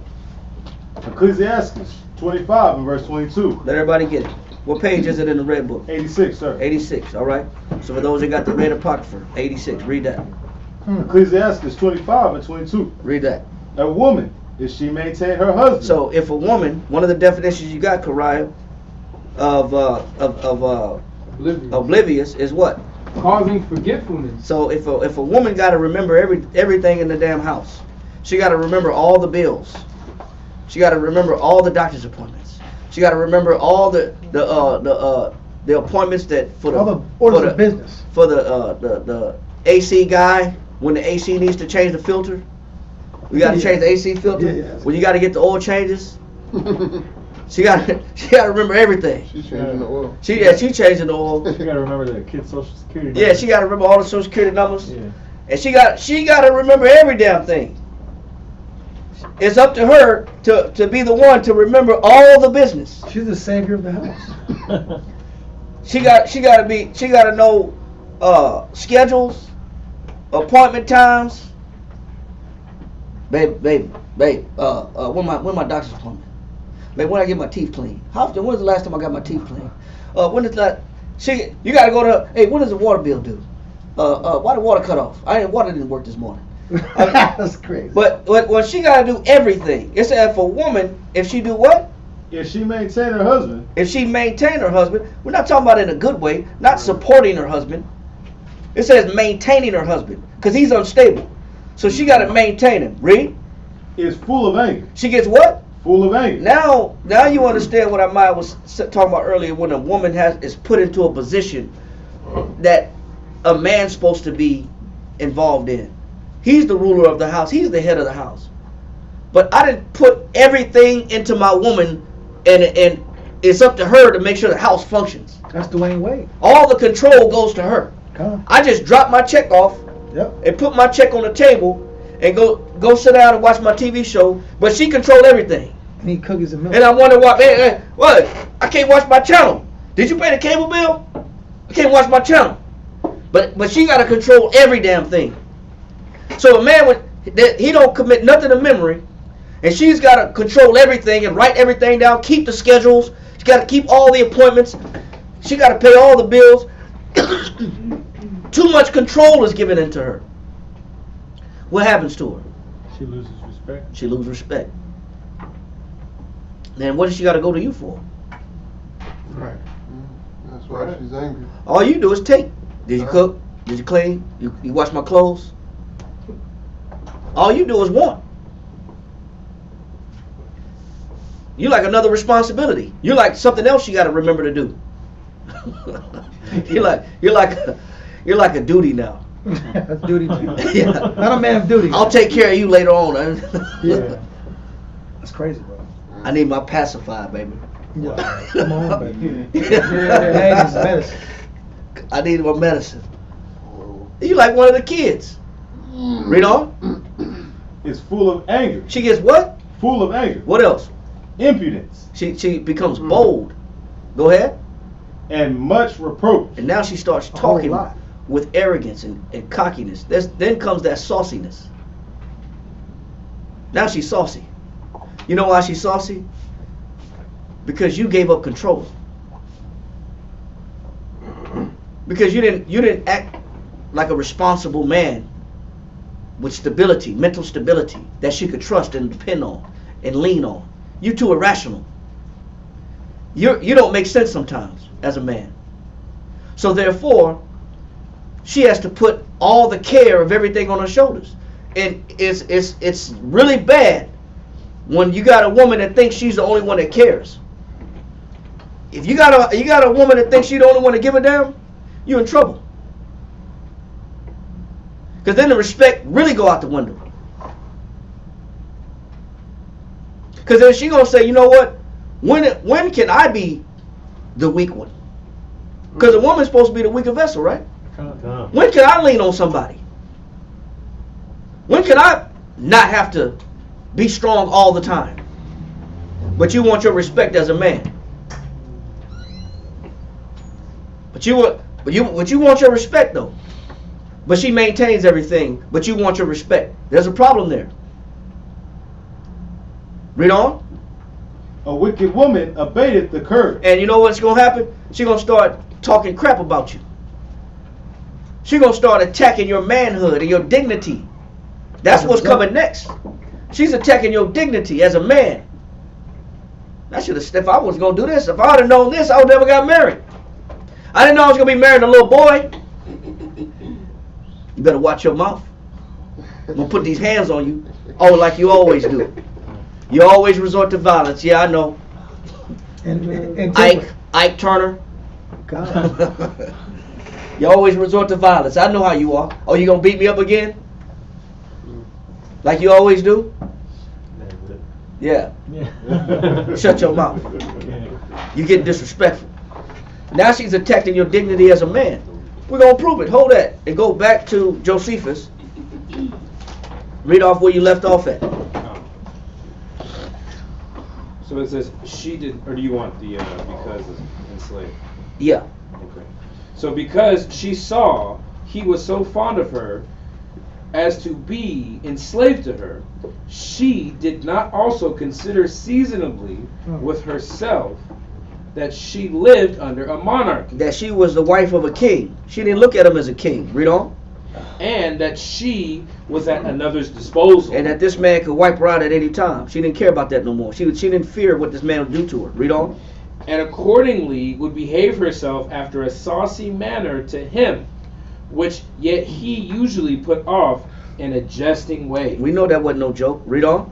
And bore with moderation and good temper. But he would endure all the jabs. He would endure all the degrading speeches.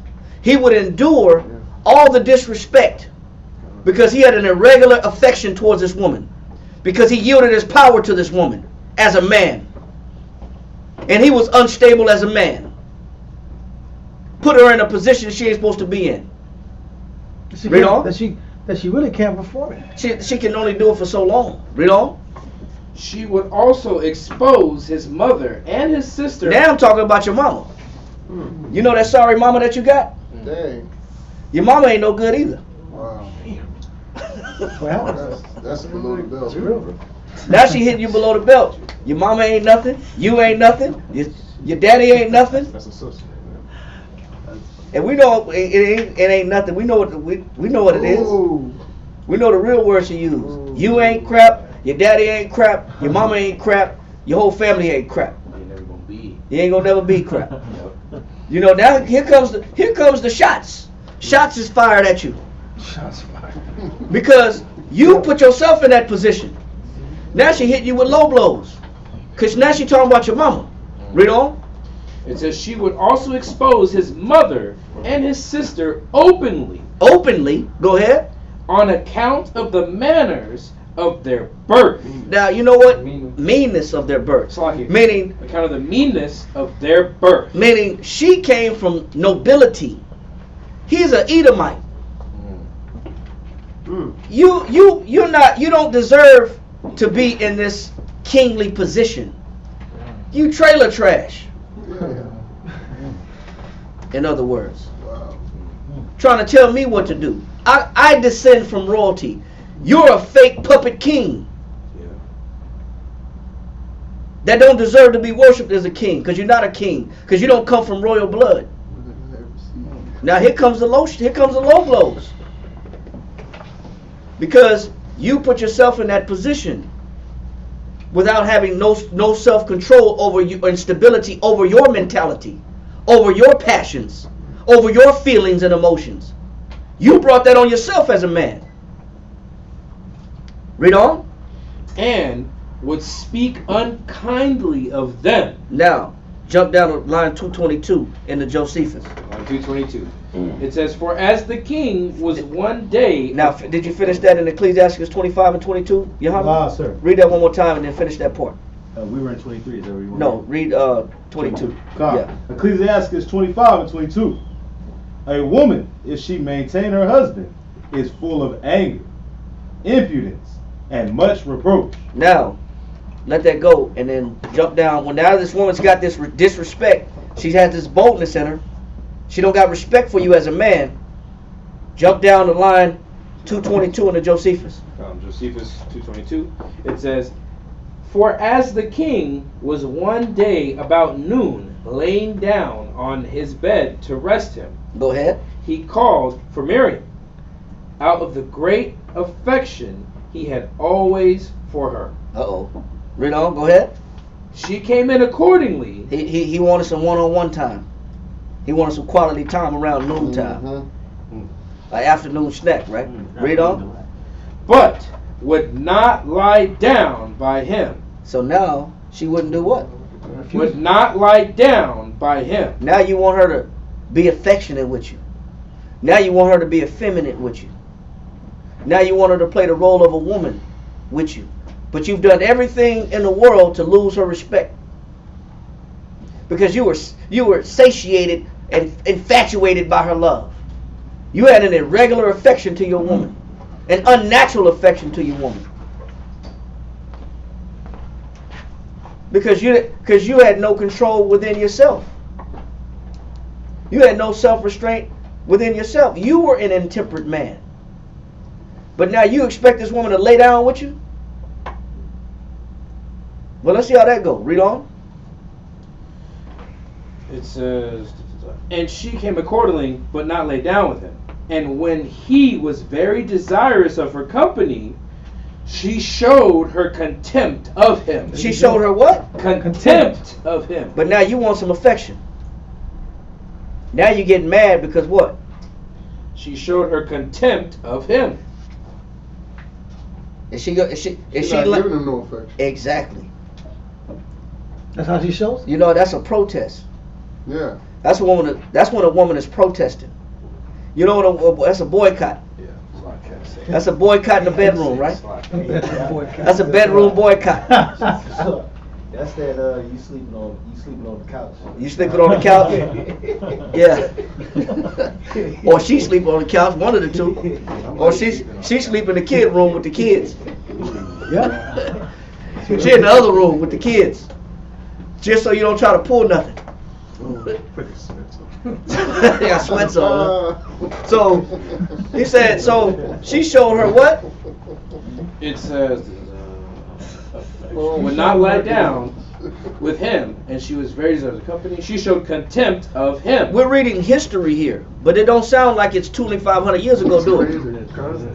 How? It sounds very recent, don't it? It sounds like today's time. This don't sound like it's 2,000 years old. Like 3 months ago. Yeah. So ancient times. Yeah. So read on.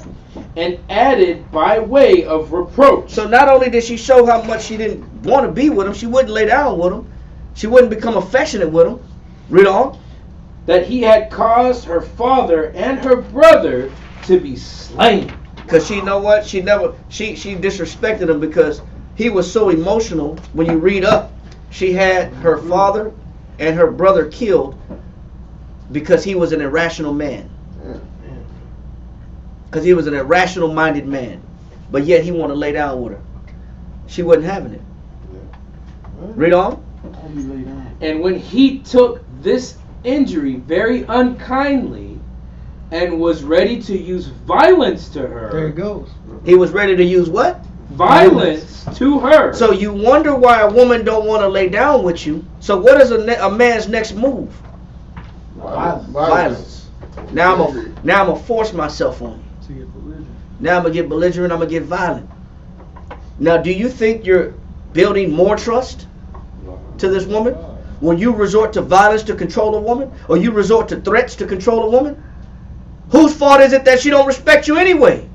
It's your own damn fault. He done killed her damn brother and dad. Yeah, but also he already had an irregular affection to her though. Before that. Before that, she couldn't do nothing wrong in his eyes. But until it was time for her to lay down. So he drove her to that. Basically, No, yes, her father and yes, his brother. Yes. His father and his brother. His intemperance caused the death of her family member. Remember, he's extreme. He's extreme, man. But because he's extreme, she don't have respect for him. Because he's extreme. He don't have any balance. He doesn't have any balance. He's extreme, and he wonder why there's no action in the bedroom. He's angry now that there's no fireworks going off in the bedroom. Right. But he brings this disrespect on himself. But he's mad now. Now she got his attention. Is this a different Miriam? No, not Miriam and Moses. Okay. Not this is Herod. King Herod from Miriam, yeah. This is Hasmonean dynasty. When the Greeks are coming into power. All right. So finish that.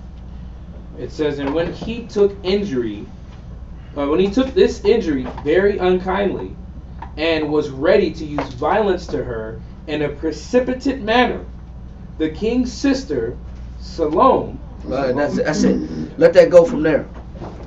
Let that go from there. I want to go to that definition of oblivious one more time. Kariah? Who had that definition? Oblivious. Somebody get that definition of oblivious, bro. No, it says something about forgetting, right? Forgetting. Forgetful nature. Oblivious.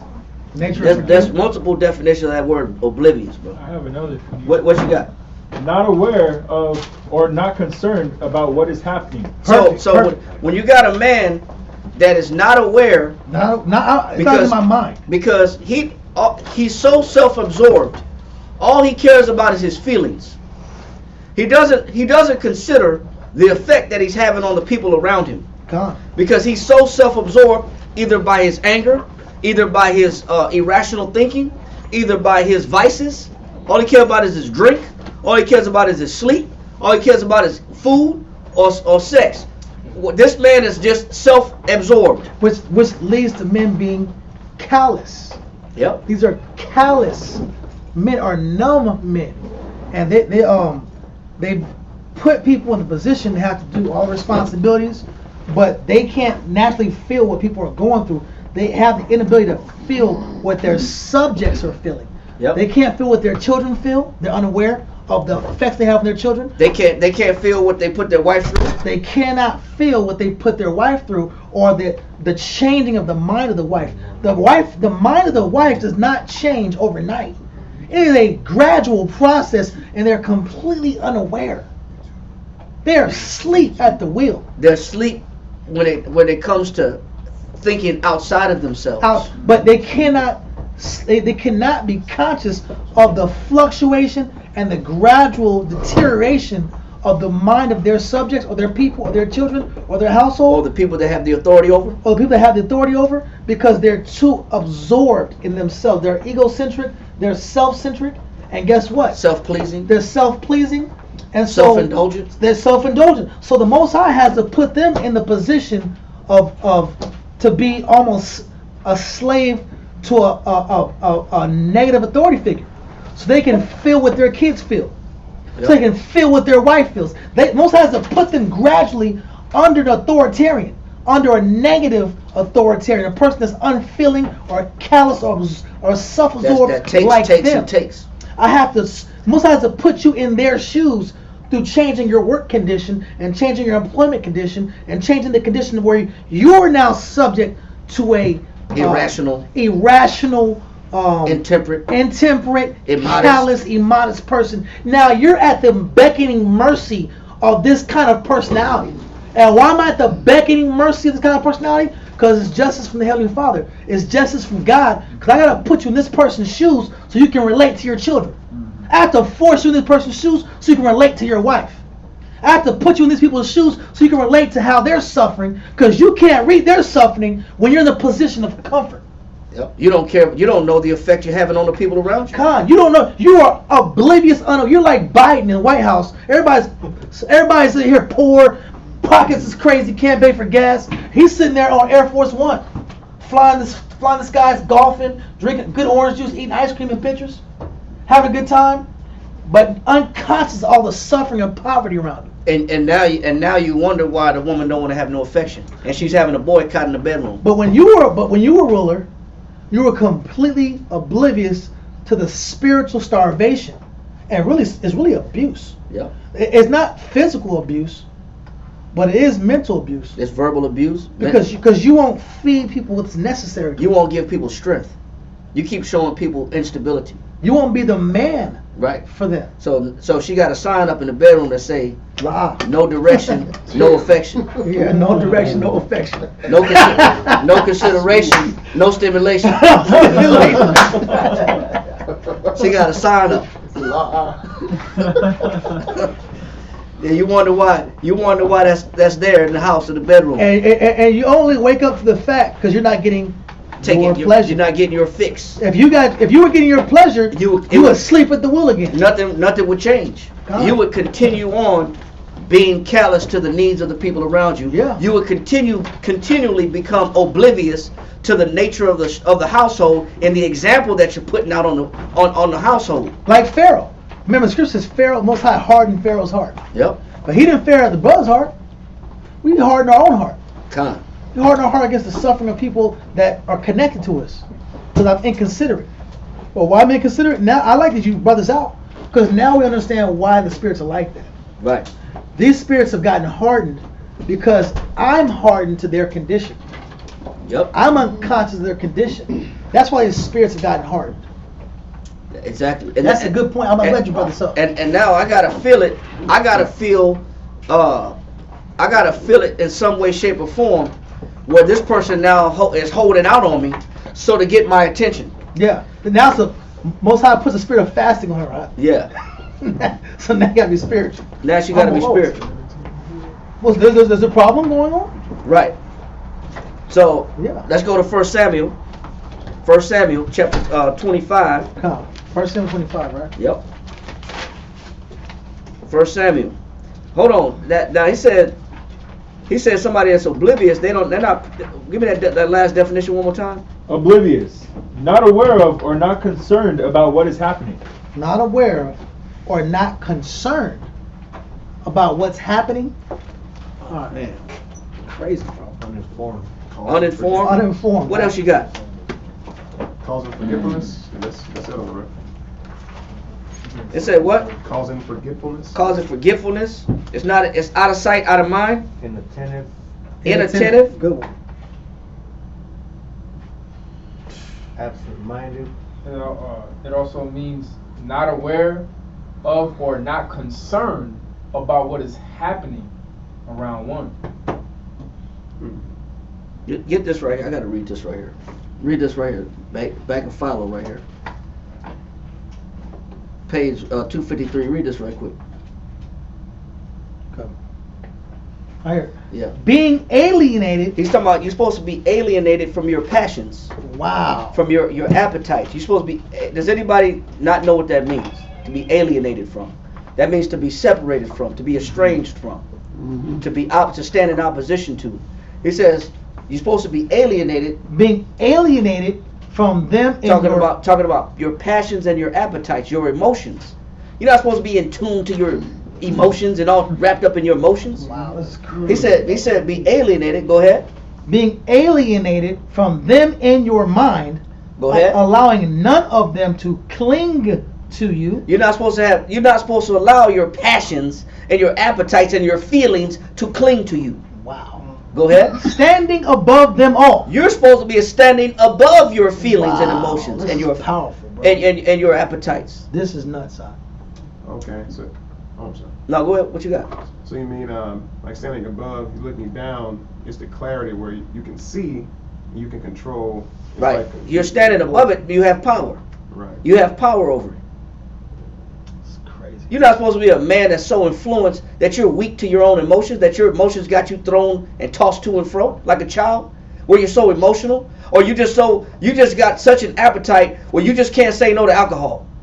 You just gotta go get a drink. Like you can't tell yourself no. It's crazy. Like you don't got a no button. Read. They are your subjects. He said you're supposed to be in control of your emotions. Your emotions belong there. You're supposed to have power. You're supposed to be the king over your emotions. Your emotions, you tell them what to do. They don't tell you what to do. They don't rule you. You're not ruled by emotions. But when you got an emotional man, you have a disrespectful wife. When he can't control his emotions. Read. Crazy, bro. Use them not.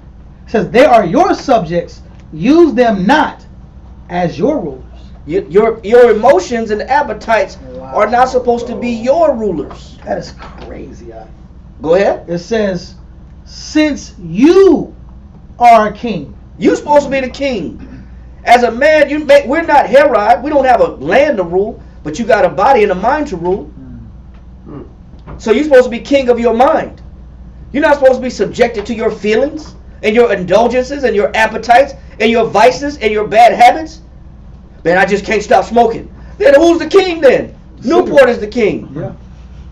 Marlboro is the king. Right. King Cool. Yeah, Cools is the king. Black and Miles is the king. Read on. It says, learn to govern and not to be governed. Still killing it. What does he say? Learn to govern and not to be governed. But who are you governed by? Oh my God, it's crazy. Your own indulgences, your appetites. That's the king. Your emotions. The flesh. Your flesh. A slavish man. You're a slavish man. You're a slave to your appetites. You don't get no respect from no wife when you have a slave mentality to emotions. When you're an emotional slave, you don't get no respect. This is crazy. Nobody's respecting you because a man that can't control his emotions. Who's respecting that? Not even the kids are going to respect you. Not the hero. No, you're not the hero. Not the hero. You're not who they want to be. Read. Know yourself. They say you're supposed to what? Know yourself. And what does oblivious mean? To forget, to be unaware, to be uninformed. The opposite of what you just said. What? Did somebody get that second definition of oblivious? Not aware of or not concerned about what is happening. You don't even know what the hell you're doing. You just want to be fed. Feed me alcohol. Feed me drink. Feed me food. Feed me sleep. Give me Feed comfort. Give me comfort. Feed me sex. Give me some money. Right? You're not thinking outside the box. You're a damn flesh slave, and you wonder why you ain't getting no respect at home. Or you're just always angry. You're always emotional, always irrational. You hold grudges forever. You can never see the positive in nobody. But you want respect, though. But you're governed by your emotions. You don't get no respect. Sorry, buddy. Read on. Know yourself. Because you don't know yourself. You're oblivious. You're oblivious. You're oblivious to the effect that your words have on people.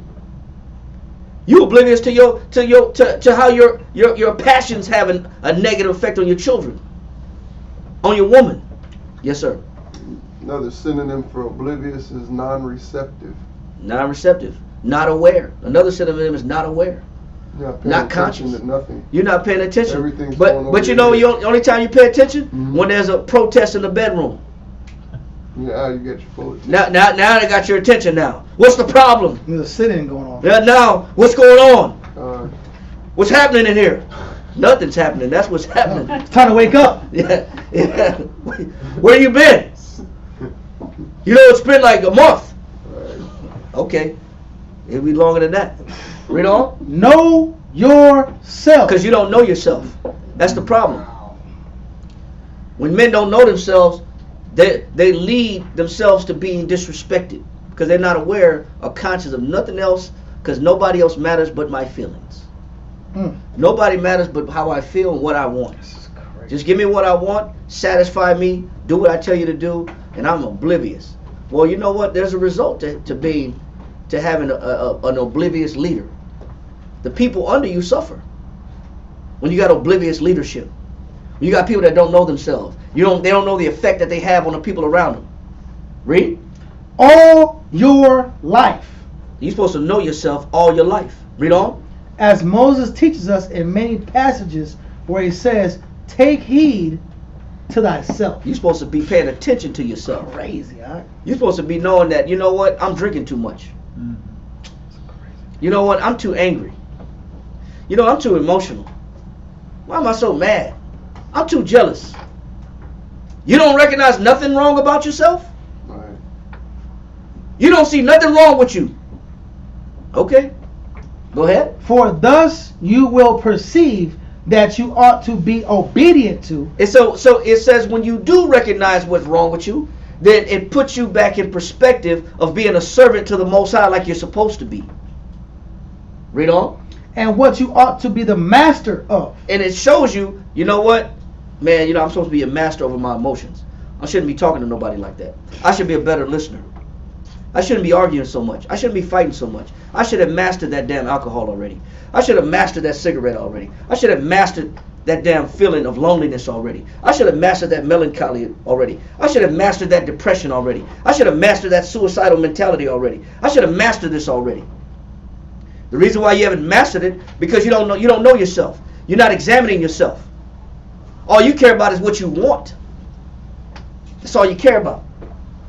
Read. Depart therefore from the earthly parts. That's why it says depart from what? The earthly parts. Go ahead. Which envelope you. Which envelops you, saturates you, overwhelms you. Go ahead. Oh my friend, fleeing from the base and polluted prison house of the body. He calls the appetites a prison. a prison house. Your indulgences as a man, those humors that we talked about earlier in the class, he calls that a prison. When you're a prisoner of emotions, you can't control your emotions. You're in prison. You're in an emotional prison that you can't get out. He said you're supposed to be free in yourself. Read on. And from the keepers, as it were, of the prison, its pleasures. And who locks you in? Its pleasures. Who locks you in the prison? Its pleasures. Pleasure locks you in, because that's all you care about is pleasure.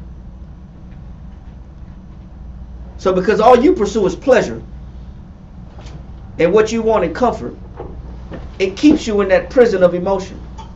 And you wonder why nobody respects you as a man. Because you're in prison. What else? And appetites. And your appetites is the COs. Those are the guards. Pleasure and appetites is the warden that keeps you in an emotional prison. Because you can't control yourself. Because you're too emotional. You're too irrational. Read on. Putting forth all your strength. So you're supposed to be putting forth all your strength. Read on. And all your power, so as to suffer none of thy good things to come to harm. Everything connected to me, everything I'm responsible for, should be protected by my good judgment. Yep. It should be protected by my consciousness, conscientiousness, my awareness, and awareness. Not being oblivious to what's going on around. This is amazing, bro. Go ahead. It says, but improving all your faculties together unitedly. Yep. Go ahead. Depart also from thy kindred, outward senses, for now indeed you have given yourself up to each of them to be made use of as it will. So he says you're now under the control of sin. Mortify therefore your members. That's right. And you should not fulfill the lust of the flesh. So now you're enwrapped and engulfed in your senses. And now your senses, he says, have made you a slave. Those outward senses, anger, lust, pride, jealousy, envy, strife, maliciousness, contention, debate, pride, rebellion. You're a slave now to all these things that keep you in a prison because you're too emotional. You're too attached to your sensations, to your feelings. That's what you care about so much. You value feelings. I don't like how this person made me feel. That's the whole conversation. So you respond to feelings. I had to put her in a place. I had to hit her. I had to slap her across her mouth. Because you respond to feelings. I had to resort to violence. Because you resort to feelings. Read on. It says, for now indeed you have given yourself up to each of them to be made use as it will. Right. You now do the will of your emotions. Go ahead. And you have become a good and the property of others who have borrowed you, having lost your own power. You lost your what? Own power. When you become a slave to your appetites, you give up your what? Own power over who? Yourself. You give up your own power over yourself. You have no control. You're a slave to your feelings and emotions. You're an emotional, pathetic, passionate, lustful man that don't know where he went wrong at because you're oblivious. You have no power over yourself anymore. So a man that has no power over himself expects respect from somebody else. Is that going to happen? No. No. So let's go finish the class. Let that go. Crazy, First Samuel, chapter 25. 1 Samuel chapter 25. 31. Yes, sir. Verse 1. And Samuel died. No, give me a start. We got to read to the points. Already 10 o'clock. Let's get to verse 2. And there was a man in Mon whose possessions were in Carmel. And the man was very great, and he had 3,000 sheep and 1,000 goats. So wouldn't you say this man is well off? When you got goat milk is $6 for half a gallon. That ain't even That ain't even a gallon. That's a half a gallon is $6. $12 a gallon. It's $12 a gallon. You got goat milk on fleet. You got it on deck, man. You got. He said 3,000 what? 3,000 sheep. Yeah, 3,000 sheep. That sheep is where you make wool from. You know, if you got Merino wool, you got that good wool. Quality. That underbelly of the sheep. You got that that's where the cashmere wool comes from. That's where that soft butter wool comes from. That $100 for a t-shirt wool. That $400 for the sweater, the cashmere sweater wool, comes from that soft part of that sheep.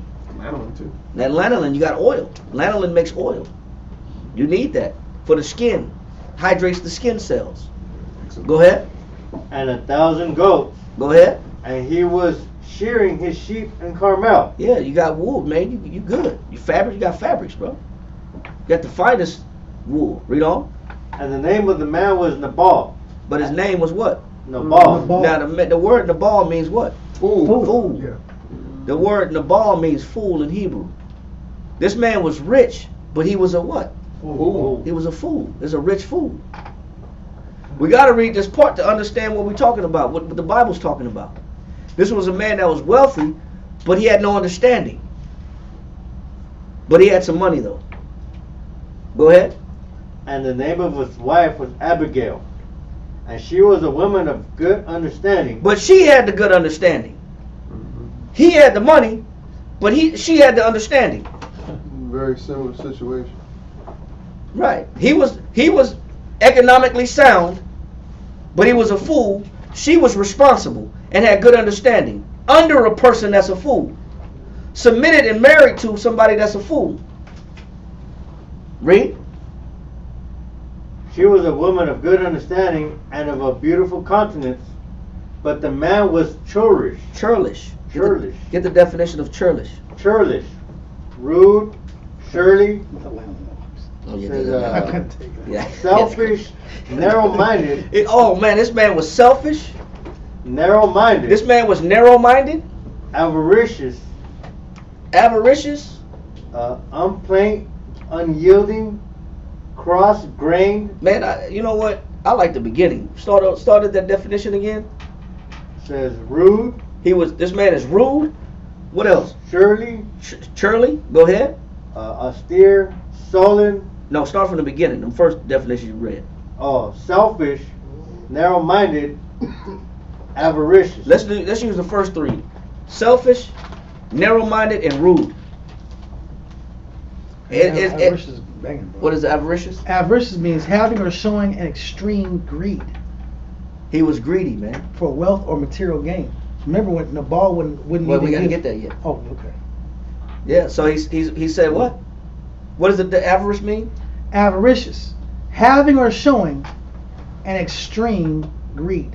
So what he wanted was material stability, material satisfaction and comforts, but he didn't care about the spiritual aspect of anything.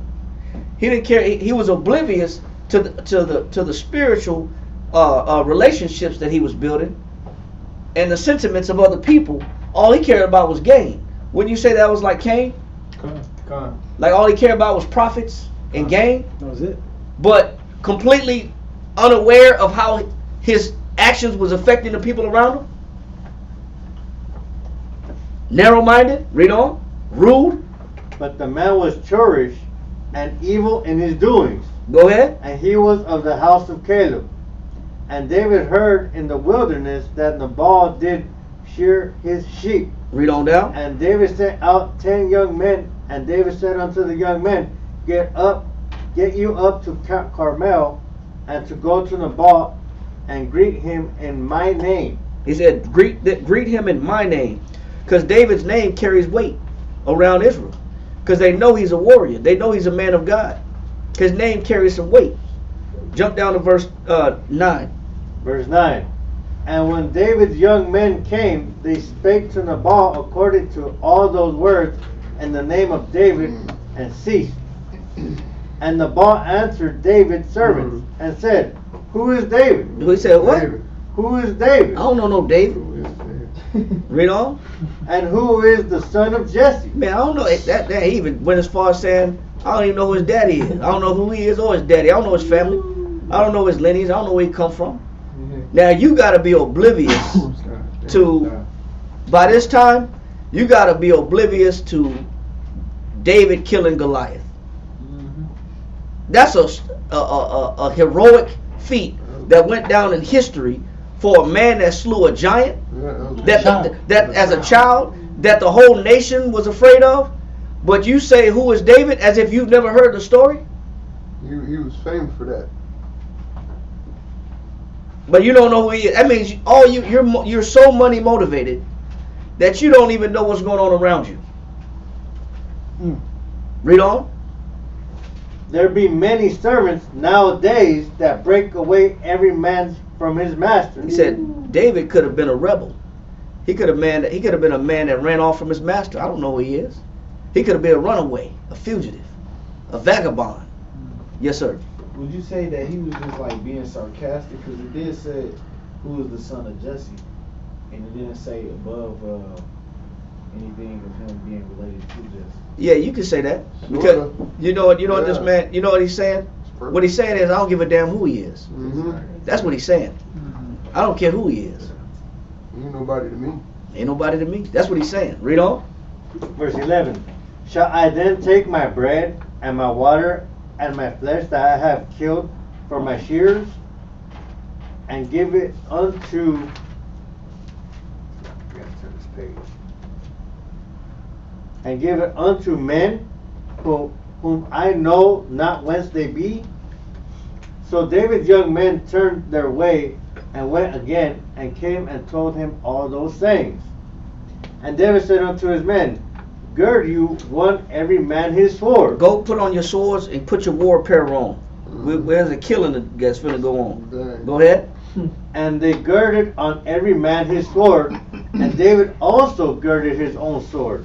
And there went up after David about 400 men, and 200 abode by the stuff. Man, 400 men is a lot of men to come at you. That's a lot of men to come at you. That's more than a school bus. That's for sure. You about 75 people fit on a school bus. That's like 4 school buses get out and come at you. More than that. That's only 300. Yeah, go ahead. Verse 14. But one of the young men told Abigail, Nabal's wife, saying, behold, David sent messengers out of the wilderness to salute our master, and he railed on them. Talking crazy. Go ahead. But the men were very good unto us, and we were not hurt, neither missed we anything, as long as we were conversing with them when we were in the fields. They were a wall unto us both day and night. He says they were a wall unto us both by night and day. They were protectors to us. They did no harm to us. They actually watched out for us while we was in the field. Read on. All the while we were with them keeping the sheep. Now therefore, know and consider what thou wilt do. For evil is determined against our master, and against all his household. For he is such a son of Belial, that a man cannot speak to him. It said, what was this man's problem? That a man cannot speak to him. You couldn't tell him nothing, bro. That was the problem with Nabal. You couldn't tell him nothing. He couldn't take advice. He was not open-minded for instruction. You couldn't give him criticism. You couldn't tell him what he did wrong. He was oblivious to the effect that he has on people. He was rude. He was honorary. He was disrespectful. But you couldn't tell him he was disrespectful, because he thought his money bought him the liberty and the freedom to be disrespectful. Yeah. So now, look at what I do good, but don't dare tell me what I do bad. Don't tell me what I do wrong. He couldn't be told nothing. Couldn't be corrected. But let's find out how the Most High got it set up with men that have this mind frame that cannot be corrected, that's oblivious or unaware, and that take no heed of themselves. They don't pay attention to their indulgences. All they care about is their satisfaction and their greed. They're not circumspect on the effect that they have on people around them. Read on. Verse 18. Then Abigail made haste and took 200 loaves and 2 bottles of wine and 5 sheep ready dressed and 5 measures of parched corn and 100 clusters of raisins and 200 cakes of figs and laid them on asses. Man, that means she started cooking up a storm. Right. She turned into Betty Crocker, bro. Go ahead. And she said unto her servants, Go on before me. Behold, I come after you. But she told not her husband. She Nabal. didn't do what? But she told not her husband, Nabal. What do women do when they have an emotionally unstable man? Don't tell them that. Keep secret. Exactly. They don't tell him everything. Because especially with a man that you can't tell anything to, that don't listen, that lacks the ability to hear, because he's unstable mentally. He's overthrown with emotions. You can't tell him nothing. So what do women do? They stay quiet. They make moves around him. They make moves without him being informed. That's what women do. Executive decision. They make executive decisions. And also, she's avoiding the complaints and the arguments. Like, this dude's unstable. He ain't gonna understand anyway. And also, she don't got time to argue with him. Death is around the corner. She don't got time to debate and go back and forth to reason with a man that you can't reason with, because he's too emotional and unstable mentally. He's a man of passion. He's angry all the time. He's mad all the time. Don't piss me off. Read on. Verse 20. And it was so, as she rode on the ass, that she came down by the covert of the hill, and behold, David and his men came down against her, and she met them. Now David had said, Surely in vain have I kept all that this fellow hath in the wilderness. He said, man, I did all this for nothing, man. I was trying to do him a favor, help him out, so if I needed help, he could help me out. One hand wash the other, right? You scratch my back, I scratch yours. Read on. So that nothing was missed of all that pertained unto him, and he hath requited me evil for good.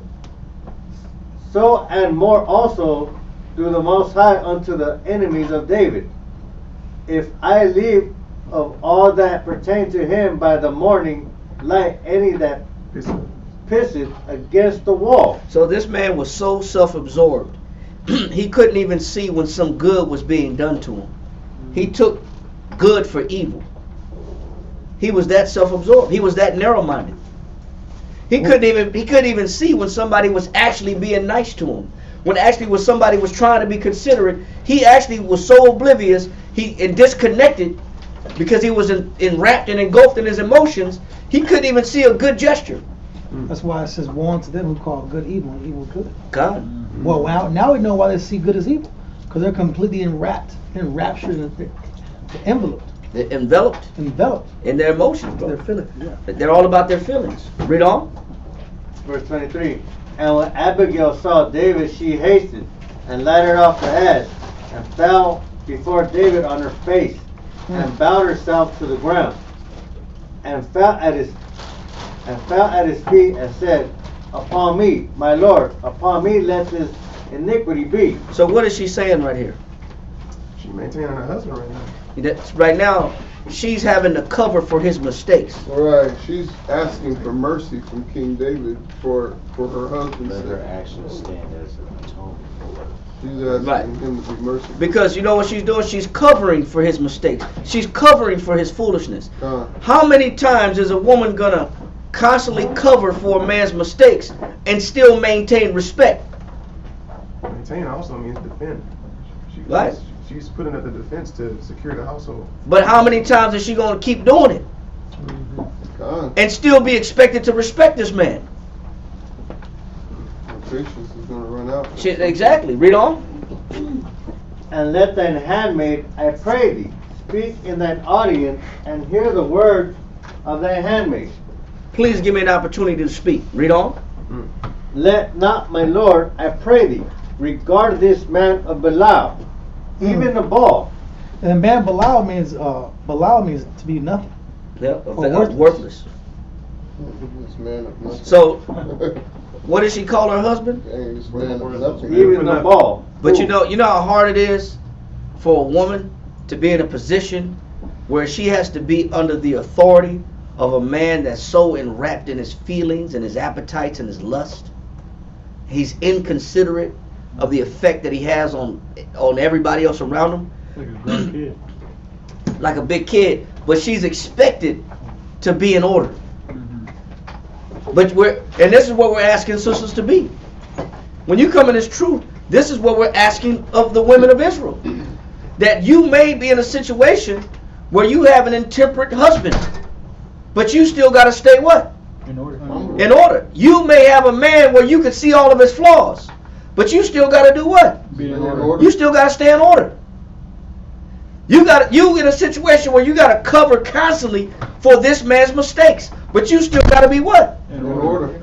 You know how difficult that is for what the Bible is asking of these virtuous women, of these married women, where you got a man that's blind to the effects, the negative effects that he has on everybody around him. He's callous to everybody around him, but he wants some bedtime. He wants some one-on-one time though. You don't give him that, he got a problem. But you're constantly having to clean up behind his mistakes, and sometimes physically clean up behind him too, like a mama, like his mother. You know how hard that is for us for what we're asking for. We know it too, because yes, we've been under men that were callous to the nature of what they were putting everybody else under them through, and we still had to stay what? In order. In order. So we know how that feels.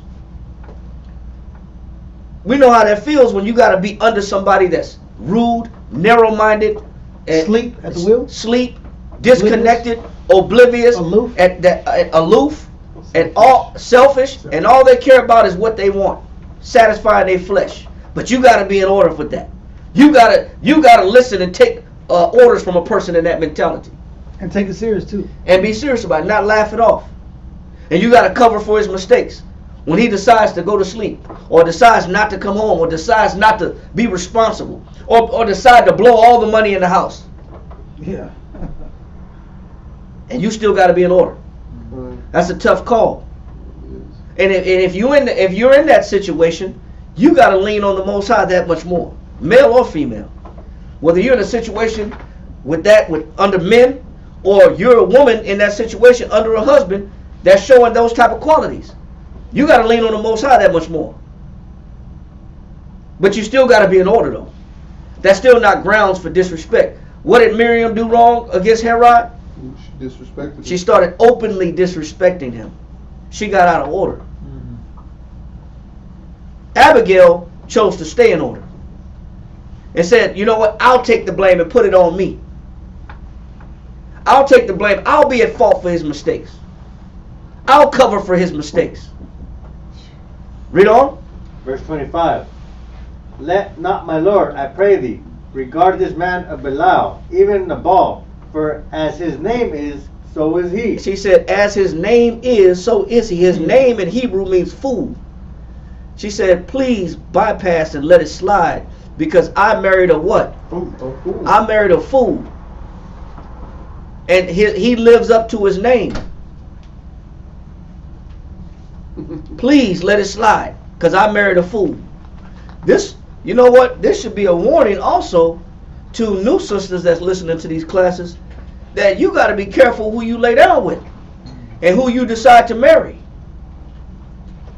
You better do a little bit more thorough examination of the temperance or the intemperance of the person that you're dealing with. Spiritual character. Yeah, because you got caught up in a night of passion. Yeah. You got caught up in a night of lust and passion, and now you stuck in a situation where you regret the person that you laid down with. And that happens both ways. That happens both ways. That's men with women and women with men. Men be like, man, what did I get? I thought it was a gold mine. I got tricked. No, you You fell victim to your lust. You was a slave to your lust. Your lust put you in that situation. Your flesh put you in that situation. Your lack of self-control put you in that situation. You made that situation happen. Can't blame it on a woman. That's what we do. We blame it on, oh man, it's just woman's a trip. No. Then how did you get her? How come you didn't see all the red flags in advance? Because you was led by your what? Your flesh, your appetite. Now all of a sudden the red flags show up and you're like, what have I done? Well, now you were aloof. You were unconscious. You were asleep. You was oblivious. You wasn't walking circumspectly. You didn't take heed to thyself to pay attention to the person and the quality of the person you was dealing with. You was just dealing. You was just talking. You was just having some good times on the phone, and you say one thing led to another. No, one thing doesn't lead to another. Either you in the spirit or you in the flesh. And the result will determine that. If you was in the spirit, you would be patient. You would do things decently and in order. You would introduce these people and get a second opinion. If you're in the flesh, you going for the gusto. Yeah, that's true. You'll think about the repercussions after the fact. I'll think about what I did after the fact. I'll analyze it afterwards. But right now, I'm all about my enjoyment. Okay. Well, be led by the flesh. The scriptures say, when you sow to the flesh, you reap what? Corruption. You reap corruption. That's what happens when you sow to the flesh. You get a surprise that you're not ready for. That you want to turn back in, but there ain't no turning back in. I want to give her back, or I want to give him back. You want to give him back now? No restock. Ain't no restock. Ain't no restocking fee, right? I got buyer's remorse. No, you got sinner's remorse. That's what you got. You got sinner's remorse. But that's what I want to do over it. You can't turn the clock backwards. You can't go back in time. So that's why you can't be led by your flesh. Because you get stuck in these situations. And that's what Abigail is saying, man, I got a fool. So please let him slide. Put the blame on me because I got a dummy. I got a fool. I got a churlish man. Read on. Nabal is his name, and folly is with him. He said, and folly is with him. Go ahead. But I, thine handmaid, saw not the young men of my Lord. She said, but I didn't see those men. I'm not responsible for the disrespect that my husband caused, but I'll take the blame for it. I wasn't with him in that.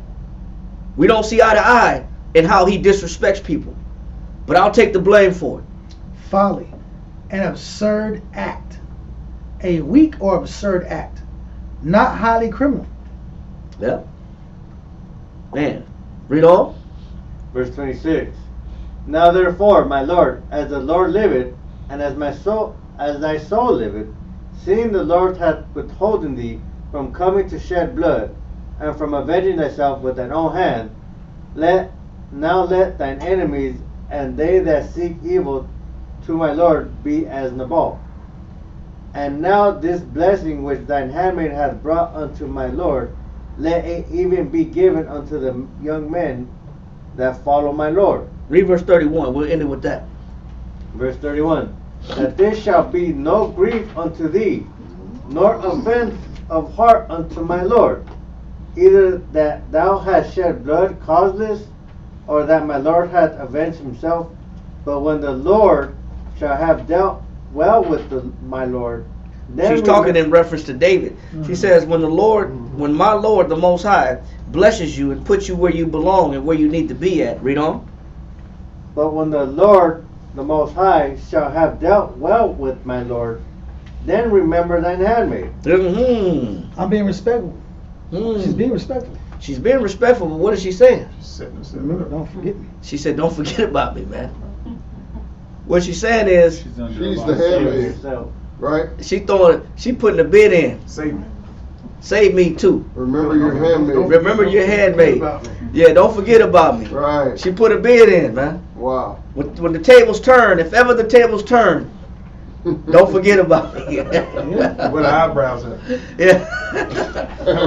Think about them cakes that I made with the raisins.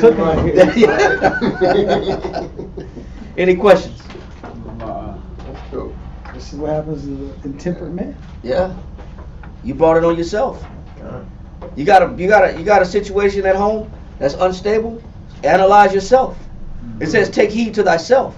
One more verse. Numbers. Numbers chapter 9.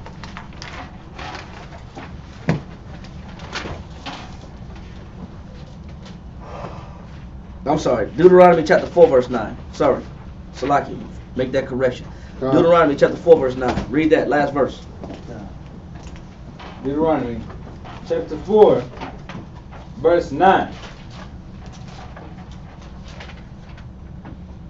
Only take heed to thyself. And this is what Philo was talking about. When he said Moses been telling us to do this. He been telling us to take heed to thyself. Pay attention to how you operate. Pay attention that you're not overthrown by your own passions, your own lust, your own emotions. Don't let your emotions get you in trouble. Pay attention how you treat people. What effect you have on the people around you. Don't be led by your flesh. Read on. You will be disrespected later. Read. And keep thy soul diligently. He said keep your what? Thy Keep soul. thy soul. Thy Diligently. He said keep your soul diligently, man. That means you gotta keep your soul with painstaking effort. You gotta pay attention to yourself. You can't be walking around the earth oblivious to your own lust and the negative effect you have on people around you. Read on. Lest thou forget the things which thine eyes have seen. And what was one of the definitions of oblivious? Forgetful. To be forgetful. That's how you keep yourself from being oblivious, bro. And you wonder why your woman don't respect you. You wonder why your kids don't respect you. You wonder why your woman don't want to lay down next to you. Because you're oblivious. You're narrow-minded. Selfish. You're greedy. Read on. Unless they depart from thine heart. And yeah, because that's what happens. When you don't keep what the Most High tells you, and with painstaking effort as far as his instructions, it's going to depart. You become a gremlin in the flesh.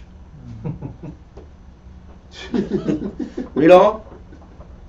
Unless they depart from thy heart all the days of their life. But teach them thy sons and thy sons' sons. You're supposed to be passing this discretion down to your sons' sons, to your children and your grandchildren. You're supposed to be passing self-restraint down, self-control down. You're supposed to be passing chastity down, modesty down, moderation down. You're supposed to be passing being circumspect, being aware on all sides. You're supposed to be passing down vigilance, not be sleep. You're supposed to be passing all these virtues down to your son's son, not teaching them no evil lesson against yourself. Because that's what we do. All right, that's it. That'll be the last verse. Any questions? All right, with that, we want to say shalom, the water for watching, and we'll be back again on Friday. The water. All right, shalom to everybody online. The water for hanging in there watching. All right, shalom. Shalom. Water.